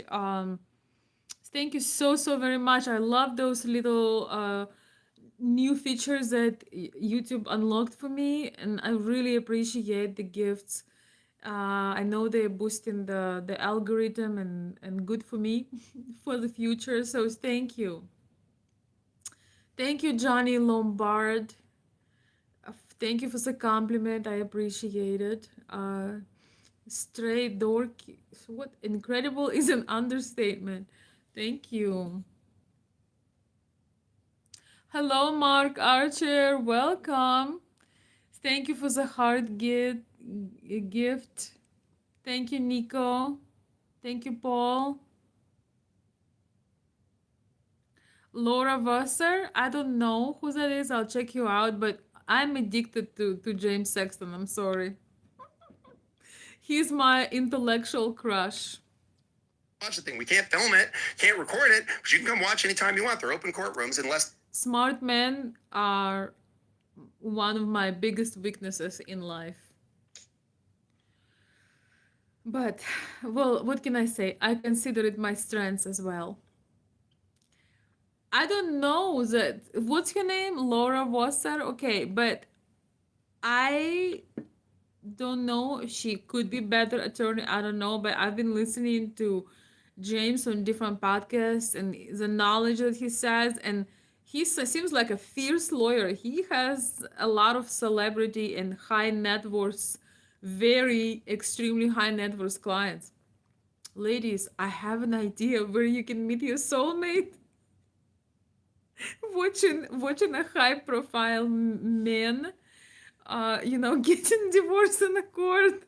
So he's actually getting a divorce because sometimes you meet a wealthy man that is having 3 wives, 7 mistresses, 20 lovers, and they're like, yeah, I'm single, I'm we sleep in the different bedrooms. But here you actually see him getting divorced. It's because it's a trial. It's an open trial, so he's not lying about getting a divorce. Ladies, there is a new place to meet a high network individuals. Some ladies are looking to elevate their life. So, watching an open an open trial, but I would absolutely love that. I would absolutely love it. Okay, this is gonna be my dream. the case has been sealed for very specific reasons. You're not allowed to just automatically seal a divorce proceeding because you feel like it. It's a public court system. There are people who they come to court every day. They're retired and they just come to watch. And I'm actually, it's one of my proudest things is that during the summer when there's interns, like college students and law students in the courthouse, ever since cell phones started, I'll be in court and I'll look over and there'll be three interns, and then I'll see them on their phones, and all of a sudden interns will start just coming in from all the different parts of the courthouse. And I have this fantasy that someone is like Sexton's in courtroom 6, and then they all just come down and watch. And I actually had I had this cross-examination prepared that I was so excited to do because I was just going to snap this guy's neck. And they settled. They settled at like the last minute. And I took all the interns. I don't know any of their names. I was like, all of you, come with me. And I brought him into a conference room. And I was like, do you want to see the cross I was going to do? Because I was so excited to do it. And they were all like, yes, we do. And I was like, oh, this is great. So I'm like, all right, you're the witness. Ready? And I just did the cross-examination. And it felt so good. It was like such like, oh, thank God I needed that release. And yeah, but I mean, like, but they were like genuinely fascinated because they're law students or college students that think they want to go to law school. So yeah, I mean, the best way to see it is just go see it in real life. Like, you don't have to watch it on TV. But Law and Order does a pretty good job of the rules of evidence and how courtroom practice actually works. You are one sick pup, Sexton. You just love it, don't you? I kind of do, man. I don't know. Something in my brain's not right. You know what it is? I like that I'm good at it. I think when you're really good at something, that feels really good. And I don't know why I have this weird combination of things that makes me good at this particular thing, but I have a particular set of skills. All right, counsel, you said that this made your spidey senses as a divorce lawyer tingle. Ayesha Curry, Steph Curry's wife, went on Call Her Daddy with some comments about how she... I remember the podcast, yeah. Yeah, that is that was an interesting podcast. I actually watched that episode. You know what? Maybe I will play that one. That one would be best with a video because there is really a lot to see. It's about an entitled wife of a Stephen Curry. He's a basketball player, right? Because for me, volleyball, basketball, all the same thing. No, yeah, I think he's a basketball player, Stephen Curry. A really, really nice guy, good family man, and you know, his wife seemed to be always unhappy about something, while married to a multi-millionaire, handsome and loyal husband. I really don't understand why women allow themselves go on public and talking anything negative or doubtful or diminishing about their extremely successful husbands, and especially when they're extremely successful and also loyal. That's a rare combination.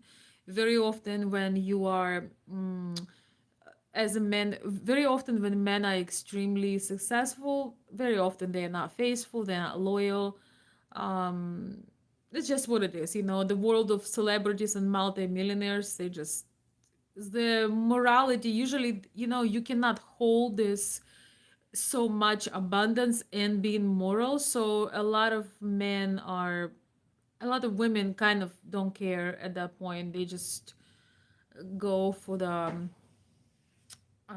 you know, for the benefits. But when you have everything in one, I just think there is something so strange about those ladies who actually won a lottery. I find it so strange for ladies who won a lottery, and just they have to go and talk about their husband chewing wrong, or breathing wrong, or walking wrong, or don't understand their hormones. Come on.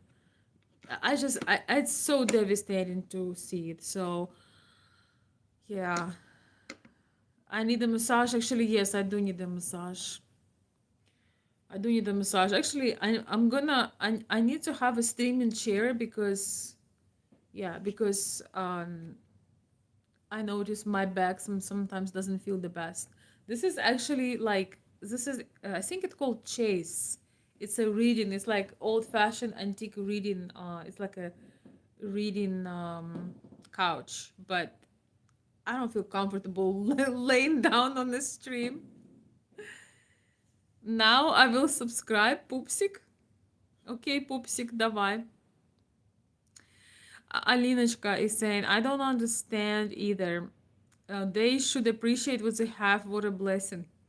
Especially with the kids. Yeah, she has. I don't know if you probably saw that episode. His wife, Aisha Curry, has 4 beautiful children. Like, wait, I'm sorry. Everything you can ever dream about, you have it all. But you need to find and say that, I sacrificed. I never wanted to have children. I sacrificed. It's like, no, you didn't sacrifice anything. You won a lottery. And she was saying how she had her own dreams. I'm like, if you're married to a multi-millionaire man and you had a particular dream, you wanted to open a brand, you wanted to become some type of professional, with the type of help that you have, with the type of money that you obviously have nannies, you have babysitters and everything in between. So if you were to really have that drive, like you claim, that you would open you wanted to become some kind of personality with, I don't know what she was going to become. You don't have obstacles. I'm sorry. When you're married to a multi millionaire man who can afford to buy you any business or take care of your kids, while even if you have 10 kids, I don't care if you have 20 kids, you still have you have so much abundance where nothing is holding you back. But you're here to say that, yeah, these kids, I how do you come on a podcast and say that you never wanted kids? You know your children will watch it one day. Who says that anyway? You might think that going in the past when you were young, like I was afraid of children, like I would say like under 21 years old, I was like, oh my God, the little screaming little things. And I still afraid when somebody scream, when children not afraid, but I'm like, oh my Lord, it's actually very, very tough for most normal people to raise a child. It takes so much from you. There are sleepless nights, there are tears. Marriage is a big hit on the marriage when you have children, anyway, but not when you are a zillionaire gazillionaire. So yeah, I just find it so ridiculous. Ladies, you uh, we may not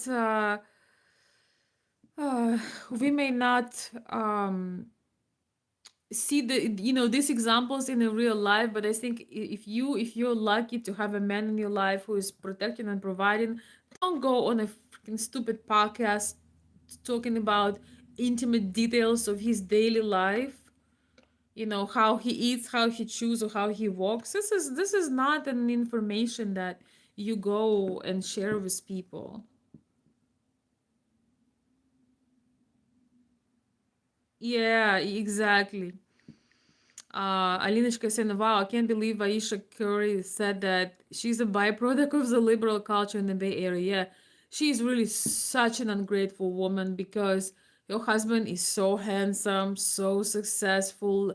I'm sure that women are just climbing on that man. Unfortunately, a lot of women have no pride when it comes to very successful, high profile men. He was never caught with anybody. He always makes sure he stays away from women because they're just attacking him. Uh, I think it's just you, even if you have some internal problems, you never talk things that compromise your husband on public ever, especially when your husband is loyal and he is widely appreciated. He's popular. Now I want to play the episode. She wanted to be a career woman and not settle down and get married and have kids. This is also the latest in comments about this. She's done about 4 or 5 of them now, so it has a lot of people talking. Let's roll the clip. 4 kids. Did you always knew you wanted a big family? No. So, I didn't want to get married. I thought I was going to be career girl and that's it. And I had my eyes set on my goals And I was never the little girl that like dreamt about the wedding dress and all of that. And then it happened so early It's in such a my shame life. you derailed her career goals. So it's like it's one of those really things coulda. that you don't know what you Had a you great actually life. don't know what you want. It's so hard also to Did you hear what he said? He said, "Oh yeah, it's too bad you missed on your realtor career goals." Not that it's bad to be a realtor, but he basically being sarcastic. It's like, yeah, sure. You're like, I didn't want to have kids. I didn't want to get married. Do you know how many women would kill to be in your place?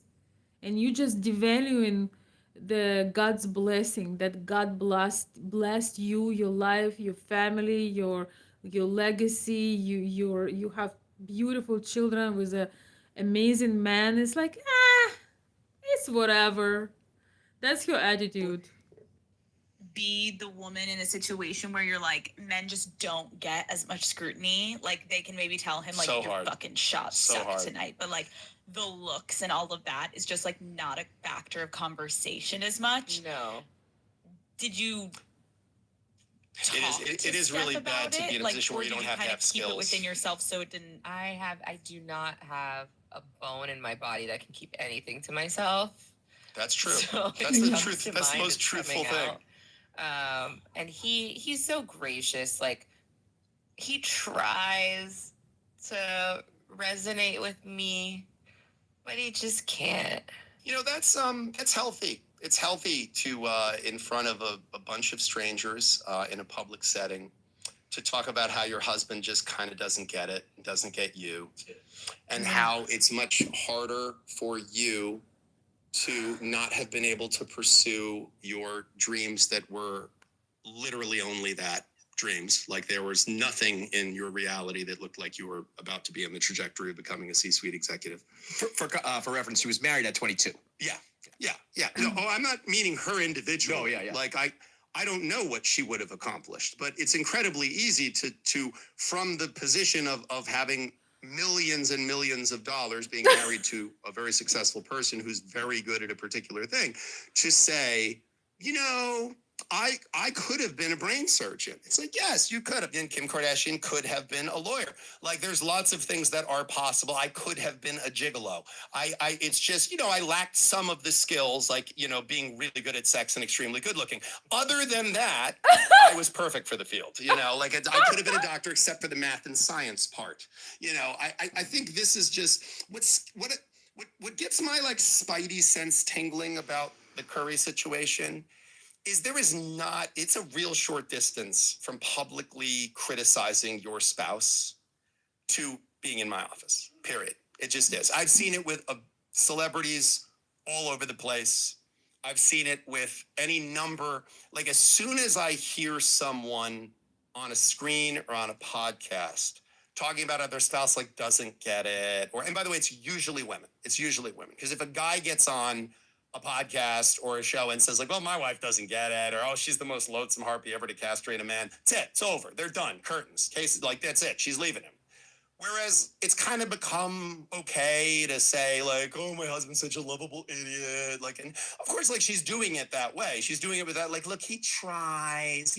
He tries. Like, you know, imagine, like just for a second, imagine if they were like your wife, like she's aging, you know, she's had 4 children and she's aging. Like, are you ever, when you're on the road and there's like, you know, women who are in their 20s throwing themselves at you, like, do you ever get like tempted? Like, or do you feel like your wife's beautiful? If he went, you know, like she tries to look like she's in her 20s. She like injects a bunch of stuff in her face and she's had some work, but she tries. She just doesn't, it doesn't like resonate with my penis. Like it doesn't resonate. Like you would just watch that and be like, this guy is awful. Like that's an awful human being. Like, and you know what she basically just, she just put him on blast to like how many million people. And look, I'm not saying you wouldn't have been a CEO. I don't know. Like, there's no way to know. But, you know, you guys, like, have a pretty public life. It's a pretty good one. Like, you've done a pretty good job, like, of having, like, a pretty good life. Like, I pretty much bet she didn't take a city bike over to the studio. Like, I'm willing to bet she's doing okay. And it's largely out of his career. I'm sure she's got some brand that she made. Like everybody's got like, oh, I have a makeup line, or I have a line of, like quilts for dogs. But like, I'd imagine most of the revenue is still coming from that guy who plays basketball. I'm willing to bet, right?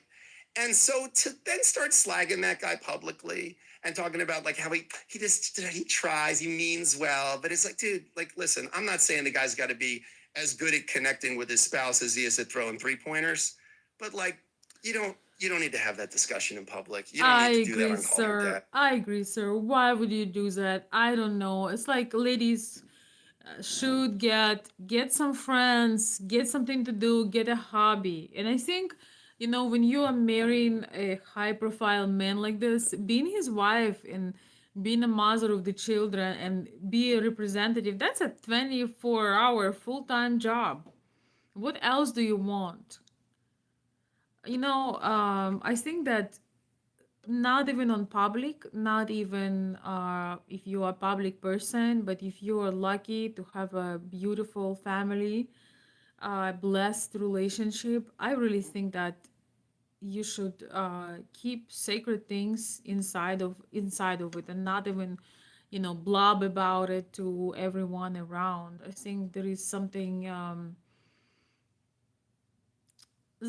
special. You really asking for out how to say this, you really asking for people start commenting or sharing, then he will want he will see all the reaction that's affect the man's masculinity, especially when he is truly masculine, when he is providing, he is protecting, he's giving you a choice. You want to work, you want to open a business, open. You need your kids to have 24/7 nanny, you can have it. She's having a number of nannies, and like he said, she didn't take a she didn't take a city bike to the studio. She probably driving the most luxurious cars. You have everything. Sometimes I feel like we need to bring shame back to the society so people kind of wake up. And especially when we are living in the times when people are struggling, so many people struggling just to make ends meet. Just to make ends meet. How many families are struggling with that? How many people, losing, losing abilities, or losing hope to even have children, to even make a family. We are living in this society when we have such a messed up values that people who are not millionaires and billionaires can seems to not be faithful, seems to not be trustworthy.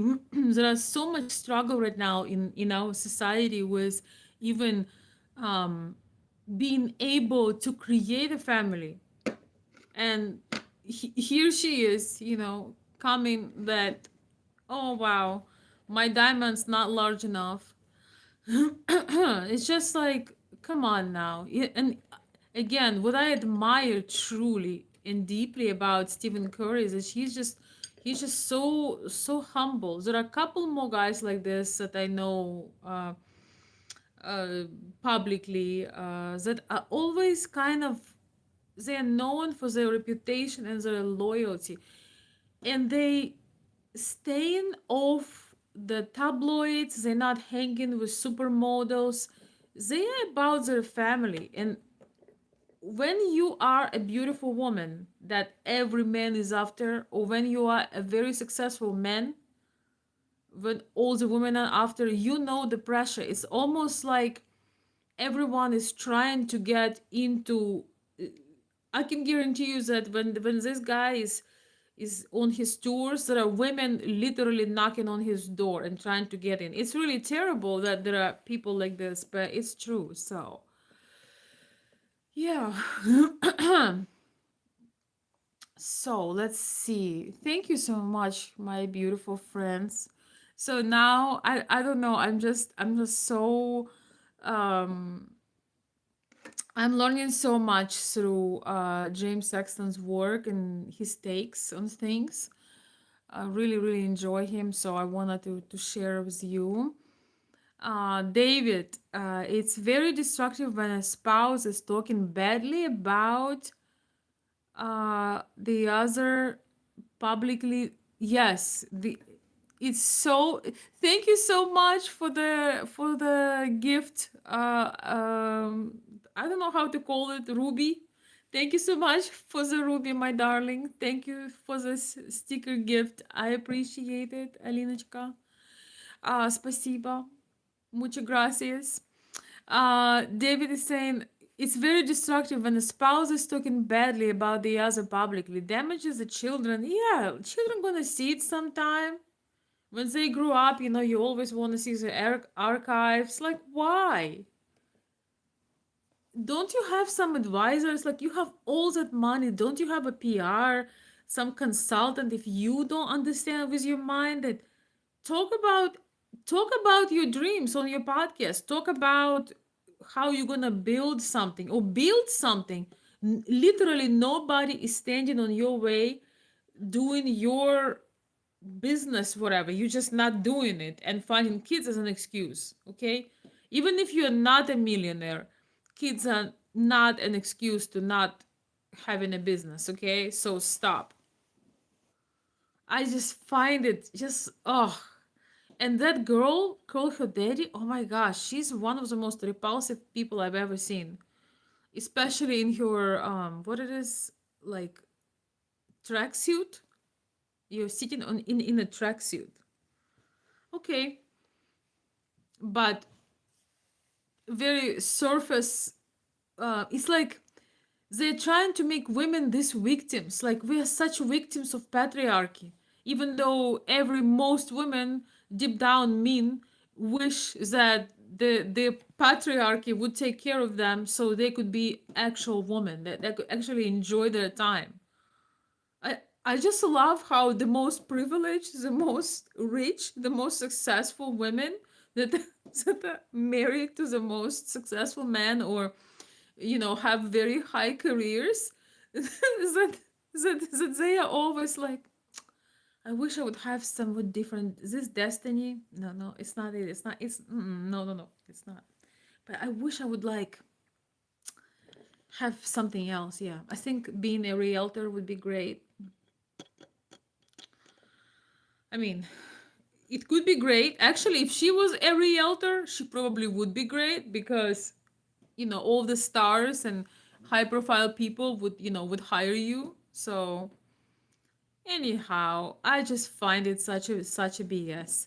I'm gonna read some of your comments. Let me put some light music on or something. Oh, I killed. Okay, this computer is dead. Okay, great. Thank you, Brandon Smith says you are so right. Mark Archer says very special. I don't know what you refer to, but maybe to her position or to the type of influence. Everyone loves different people. There is no pattern we can follow. What do you mean by that exactly? Californication rule?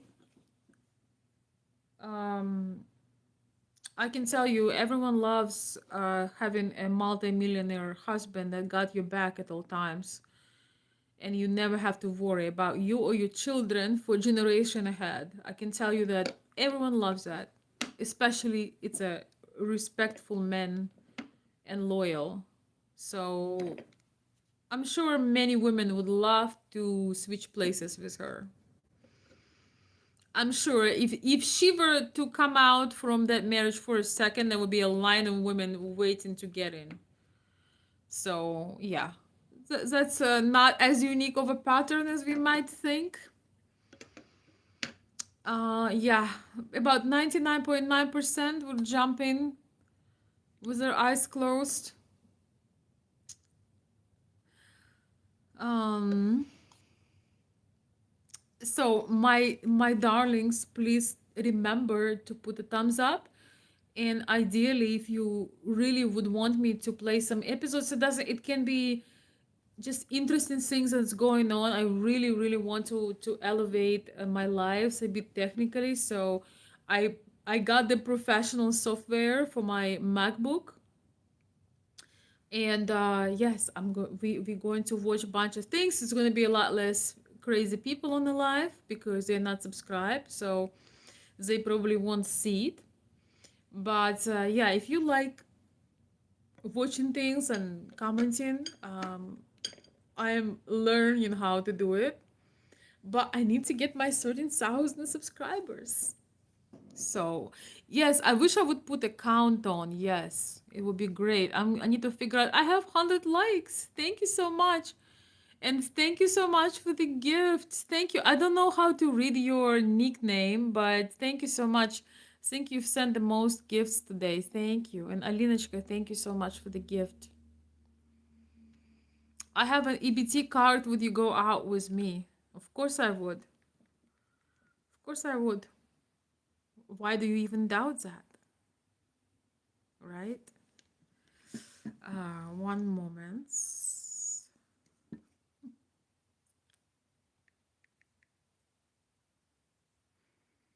Of course. Who wouldn't?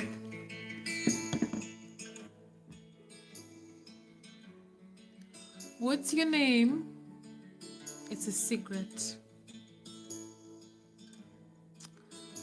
You are a diamond. Thank you. Thank you, Stray. Thank you so much. The Wolf of Candy says you're my favorite YouTuber. Thank you, the Wolf. Appreciate you.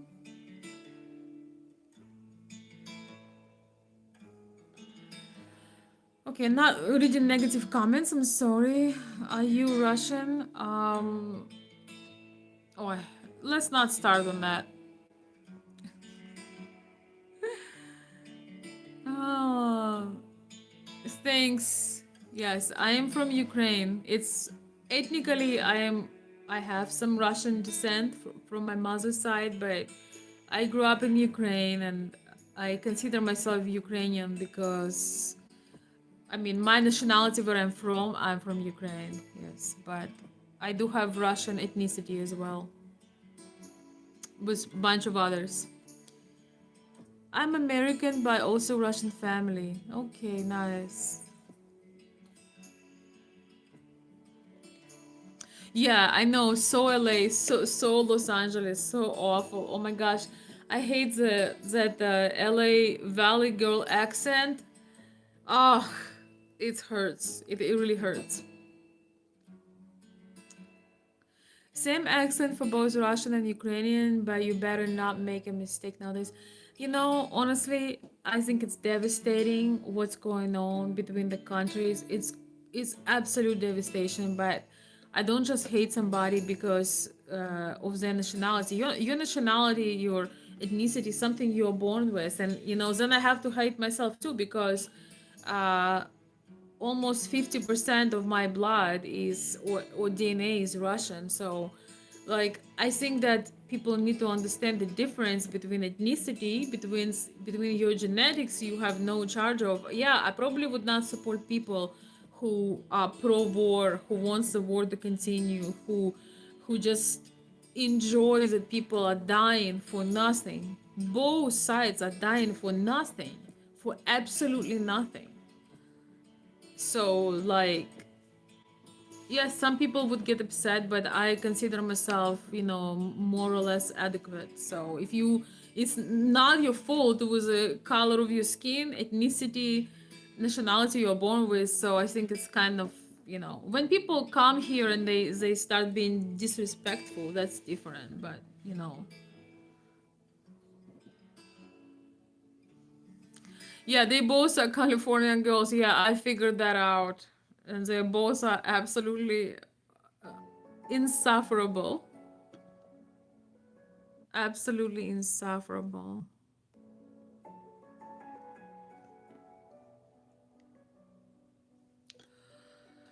Traditional women wouldn't be live streaming themselves. Oh, really? Really, blood visions? Okay.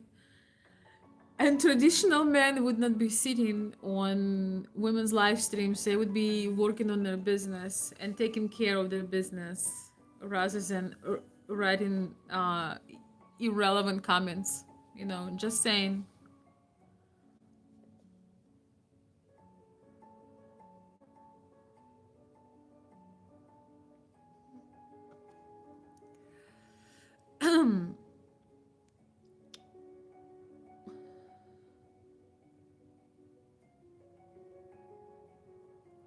Do you think wife starts thinking like you said because they get comfortable and slow lose gratitude? Probably. It's a human nature in general. You know, when we get something, we get used to it, then we take it for granted, then we see the flaws, then we think it's not enough. And I think, yes, that's why it is so important to see perspective. You know, sometimes go and volunteer somewhere, see people that, you know, maybe have small children and, you know, don't have enough of food. Like, I think one way, if you ever get super rich, one way to stay humble and to stay a beautiful person is to go as a woman. That's a beautiful thing to do. You know, go to shelters, go to orphanages, go to kids who are sick with cancer. It's gonna take that BS off when you think that you got the world and you know you have $40,000 purses and I don't know, 200, $500,000 cars. All of this stuff is just stuff. When you come and you see that there are, you know, mothers that don't have anything to give their children, that kind of brings you to your humbleness. And actually, you don't have to be a wife of a millionaire. You can just be a person with a heart. And sometimes when you think that, oh, my life is so difficult, just go and help someone. There is always someone in a worse position than you are. I think one of the reasons why everyone is having a depression and everyone is a victim because you've never really seen what it is to struggle. You've never really went without. So in order to be born a human again, um, you know, going out and helping somebody, adopting a child, taking care of, just there's so much you can do except for going to a podcast and saying how you've never wanted to have children. What a wonderful confession to make. You just wanted to be passed around and used by men and make your own living. Yeah, I believe that would be such a better pass. That would be so much better. Yep, would make so much more sense. It would be such an easier destiny to have to be um have to fend for yourself and meeting men who wants no commitment, but you know just want things from you. You know, it's just would be so much more fulfilling. I must agree with that. But yes, people are wives are getting comfortable and they forget the reality check, the actual reality, how people really live, and how mothers are not even able to enjoy to stay. They have a baby at 6 weeks, they give their baby away to a daycare when God knows what's going on.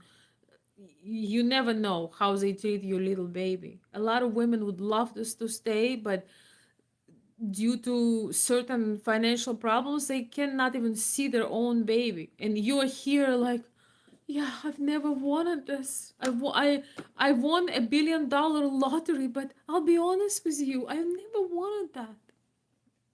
Yeah, we believe that.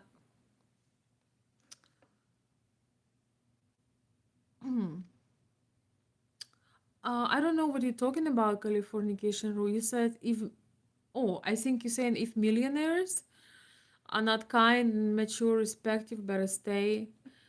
I tell you what, it's really easy to stay away from millionaires because usually you don't meet them, you know? Usually you don't get to see or be in a surrounding of people like this. So, yes. But, you know, most millionaires are not lining up to beg you to marry them unless you are a very, you know, like a celebrity or a very special woman. But yes, a lot of men, people in general who are extremely wealthy, they have all kinds of quirks. They have all kinds of like, their mind can't comprehend the amount of money they have, and so a lot of them, they cannot be faithful to one woman. They need to have all this, you know, like Didi parties. You know, they need to have all this perversion because they feel like money is power and they can make you know, sex slaves out of people. It's just a whole mess. But very many very successful people, they don't really have morality because they can afford not to have it, and they feel like they're entitled to have all this weird stuff. So there is that. Um, hello, Robert. Hello. Um,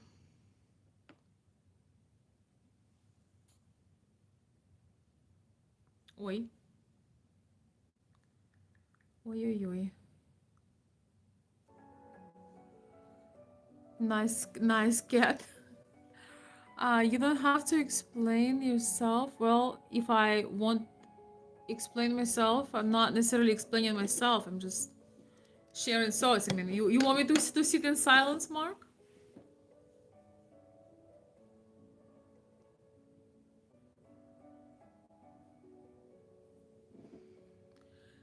Thank you, Robert. Um, thank you guys for the compliments. It's government, not the people. I don't know what you were referring to, but I probably would agree. Thank you, Joe.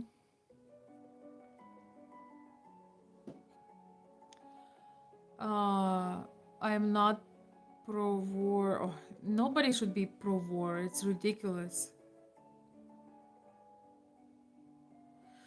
I don't have a dilemma, with my ethnicity. I just want this bullshit to be over. I'm sorry. I'm just so sick of it. And I don't think that hating on each other is really, really helpful in this matter. I just want to forget this as a most horrible nightmare of my life. You know. All right, I'm gonna get a copyright on this, but it's too beautiful. So I guess this live stream is a donation, but I can't. It's too beautiful. Thank you for the prayer. I appreciate it. Okay, one thing you should never do is call me Vero. Please don't ever call me that. I know you have the best intentions, but do not call me that. And just in general, if the person didn't shorten their name for you, don't ever shorten their name. So if the person tells, for example, I'll tell you, hello, I'm Veronica, right? Don't try to do some other things, because when you shorten someone's name, it's a signal of certain bond and connection with the person. It's not something you do with somebody you just see. It's the first. And second, it's really inappropriate to do that. I don't know why Americans always do it. My favorite, when they just tell you first letter, hey V. It's like you are so lazy that you cannot say my name. I don't know what it is, but not everything meant to be convenient, not everything meant to be shortened. And I'm not mad at you, but I'm just telling you that don't do that. I find it like usually people call each other shorter names and pet names when they have certain bond connection. Like in my family, I made a pet name for some of my favorite people have, I don't know, probably a thousand pet names, but it's because of the closeness and proximity that we have. So when you shorten someone's name, you create a false sense of closeness, and it's very weird. Don't do that, and especially don't ever call me Vero. I don't know. I can't stand it. Like, why somebody would say that? Sorry, Robert. Don't take it personally, but don't do that. If my mom would call me that, I would. I don't know.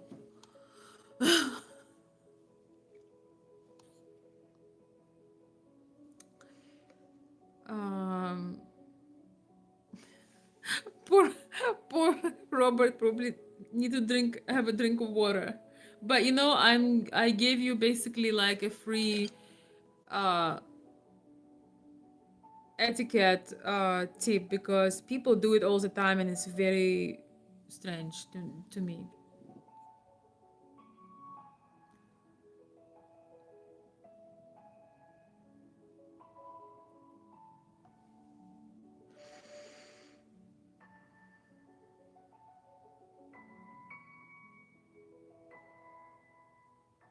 Thank you, Lawrence. I appreciate you. Thank you. Helping others feeds your own soul. Yes, it does. You can never get depressed when you're helping others, ever, because your existence filled with purpose.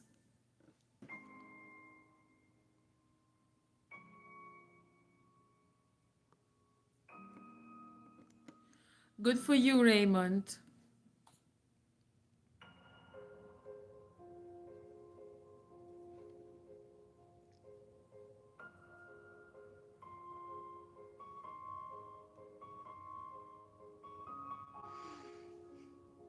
Nothing wrong with voicing your opinion. Yes. Alex, welcome. Most millionaires usually marry for the image or alliance. Their mind is making more money, which is great. But a life devoid of the love and family is no way to live. Well, yeah, but we were talking about a guy that, about a family where you literally have everything. So at least you can have appreciation. Love the pearls. They were my wife's favorite. Thank you. I love pearls too.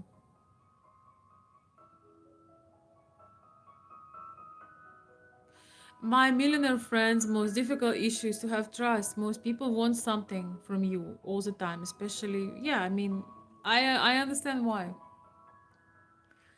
Somebody says, marry me. No, but thank you for the kind offer. I only shorten the name for people I'm close to for years. Yes, it's just like,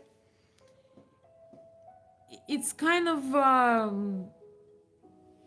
inappropriate thing to do, really. People don't think about it, but you need to ask, like, how do friends call you, or may I call you? You should ask a person, like, if you're in a close contact, just ask, like, may I call you? They might tell you, please don't call me that. I have a sister-in-law, her name is Veronica, and she prefers to be called Vero. Yeah, well, that's her right. I was told that it's a common shortening, but man, it drives me nuts. I don't know, it just drives me nuts. But it's okay, Robert, you couldn't know. Robert, it was just typing speed. It's okay. I forgive you. All right, my dear friends, we are wrapping up. I didn't realize how late it is. I gotta get my beauty sleep.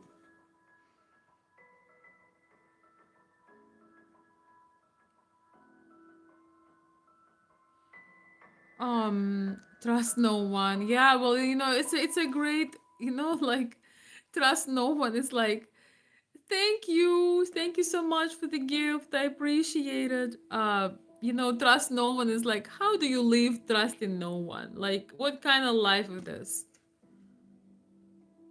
I could never do that.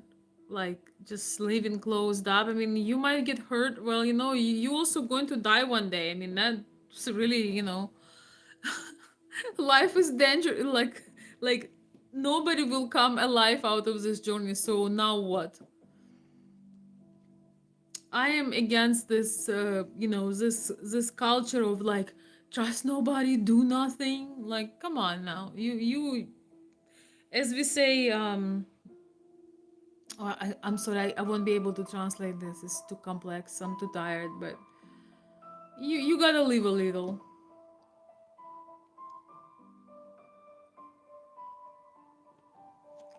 Man. Veronica, does it get you down when there are such shallow people in your comments that write negative words toward you? I do not understand the waste of energy. Hopefully, you ignore them completely. Thank you, Raki Bruno. Um, no, it doesn't necessarily bring me down. Because I do it for those people who are waiting for my lives and who are happy to be here. If that would bring me down, I would never come back because I've been doing this for a while. So, if anything, it teaches me to ignore. And I don't do this for people who dislike it or have negative things to say. I do it for those people who just want to have the time together. So I can't control them, but I appreciate your concern. Thank you. Yeah, you really develop very thick skin when you do this thing, which is very good for me because I used to be so sensitive that if you tell me something when I was a child, when I was young, I would just cry on the spot. But yeah, so I'm grateful for that development. Coverman, love your accent. Thank you, Coverman. Robert, but you are beautiful. Thank you, Robert. Uh, the problem is with Spanish is that if you call a woman named Veronica directly, it sounds disrespectful and like you're angry, really. So names are like that, including Margarita, especially called Margot. Well, good thing I don't know Spanish, so but I should start learning again. I'm a mess, but I don't know. I think that I think that yeah, in every language, I guess there is a certain way of saying things. I understand. Yeah, I actually have a Ukrainian friend, and her name is Margarita, and she likes to be Margarita. She doesn't like to be Margot, too. Are you Russian or Ukrainian? I'm kind of both. Oh my gosh, I love this. I'm getting a goodbye my AdSense because I'm gonna get a copyright, but it's so beautiful. I can't.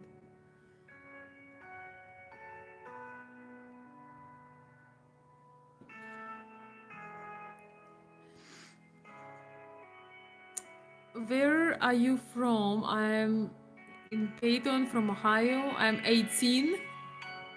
You're 18. Oh my goodness. You are absolutely gorgeous. I love your hair, eyes, lips, skin, accent. Oh my gosh, you're 18. Okay. That's really sweet. That's really sweet. Thank you. I am actually in Michigan. I'm your neighbor. But I'm originally from Ukraine, but I'm in Michigan. Thank you so much. It's so pleasant to get a compliment for somebody with such a good taste at such an early age. Thank you.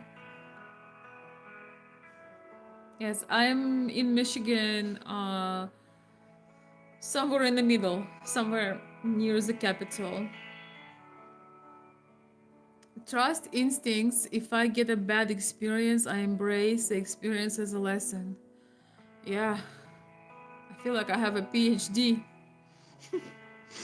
I'm disappointed in people that purposely want to hurt me.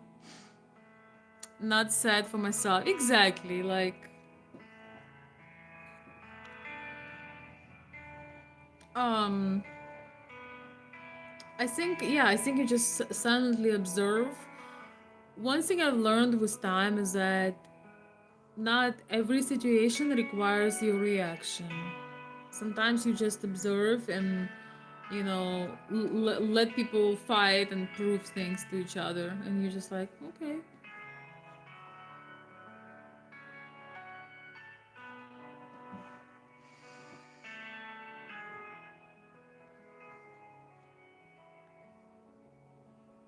Somebody says a very nice mess. Thank you.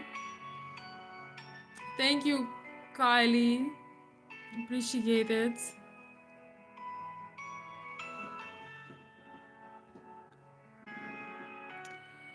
Uh,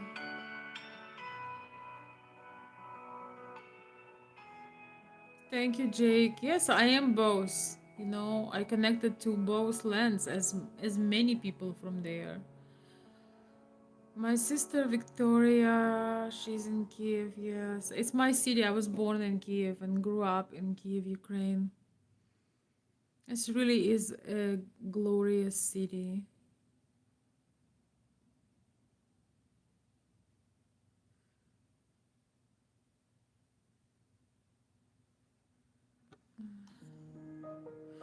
I want to be the fox on your shoulder. Oh my gosh.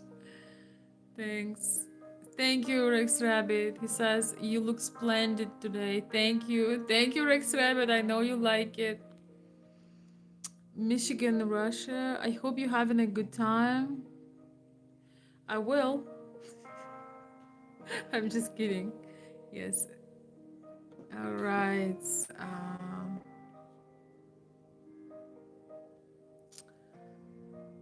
I'm too young to become any cougar. Stop it. It's such a terrible thing to say. Plus, if I wanted to, you know, but I have different type of values. It's not even a topic for a conversation. Thank you, Noxy Creation. He says Ukraine woman beautiful. Thank you. My wife is Ukrainian and I'm originally Turkish. We have two lovely children. We have such great marriage. We live upstate New York. Good for you, Mustafa. You won a lottery. Good for you. Ой, спасибо большое. Кол Ліновець.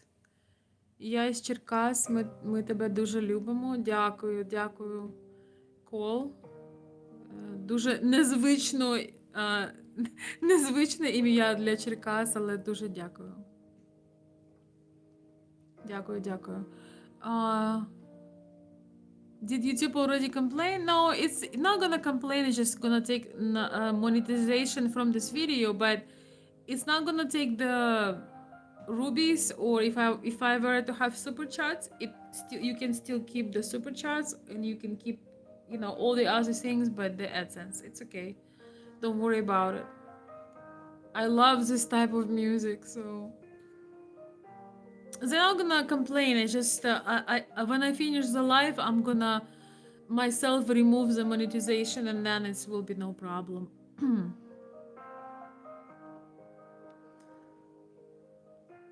You're trying to meet my sister?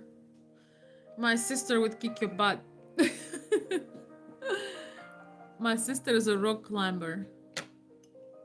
There's a short conversation with her. Yeah, I understand, Raiki, yes.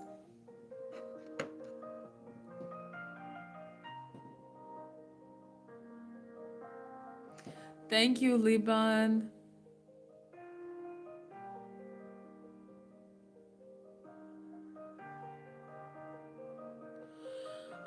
The massive... Oh my goodness, you look like one of those beautiful models. Good wishes. Thank you. Yes. Of course.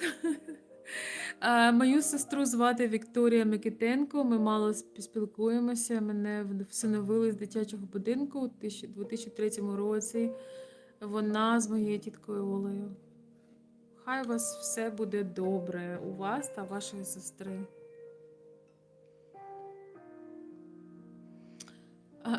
Veronica Olsen, she's one fine woman. Thank you, thank you. I recently lost my wife 5 months ago. She was 35. Oh my gosh, I'm so sorry to hear that. I just have her memories and our 2 daughters. Oh my gosh. I'm so sorry to hear that. I hope that you will find comfort and peace and do the very best you can. It's awful. I'm very sorry to hear that. Whew.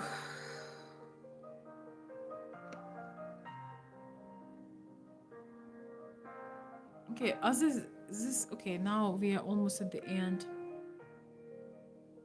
So, are you like a relationship coach or something? It sounds like that. Well, you can say that. I had my channel for many years and I helped Western men to meet Eastern European women and explain them our psychology, our ways. Back then, it was not so much Slavic content, it was none. Now I was thinking about this. When I started my channel, there was really, I have not seen, it was not a popular thing. And one of the reasons why I started my channel is that I wanted people to know and understand the things culturally about us. And now it's like such a popular, there are so many things on Instagram and YouTube about this. But when I started, mine was mostly about the relationships and culture, understanding the mentality differences. But yeah, so I guess you can say that I still help men to meet. So still help men to meet Eastern European women. So if you want some help, yes. Oh my gosh, I don't have CCGB. She has all my links, and I did not send my links to all my moderators. But if you go to the description of the video, you can see my coffee site, my Instagram, my email. So if you need some help, you met a woman of your dreams and you don't know what to do, let me know. Or maybe you're looking for one. I do match people, but in a very private way, a very, very private way, only with people that I know. Actually,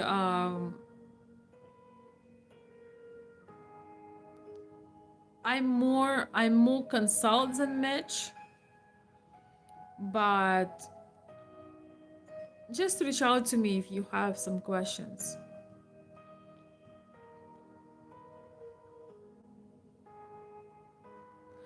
Thank you so much for the gift. Can I ask you guys? Is the gift free because you are making so many comments so you can send a gift, or do you need to pay something? I think it's free. It's like a digital gift, right? Because for super chat you have to it's you have to actually pay, but I think for this one it's just you get a reward for commenting.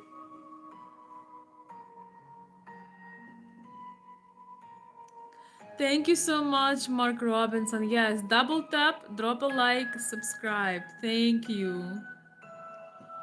Where my accent is from, I'm originally from Kiev, Ukraine.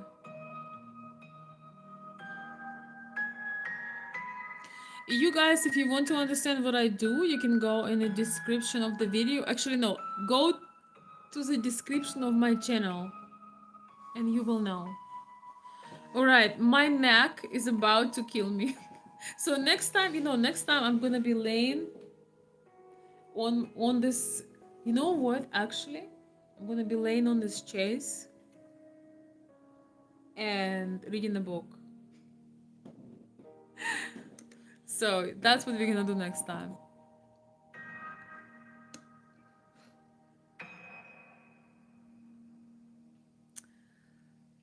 I'm not interested in boyfriends, but thank you for the kind offer. I wish I could visit Kiev. Yeah, me too. You seem to be like a woman who needs to be paid. Who doesn't need to be paid? Please tell me. Show me one person that does not need to be paid. But you look like a man who can't afford it, so don't worry about it.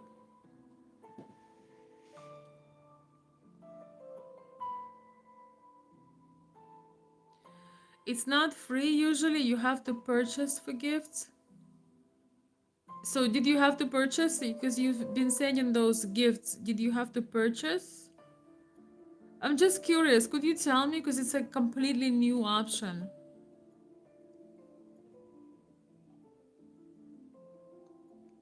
I'm just curious.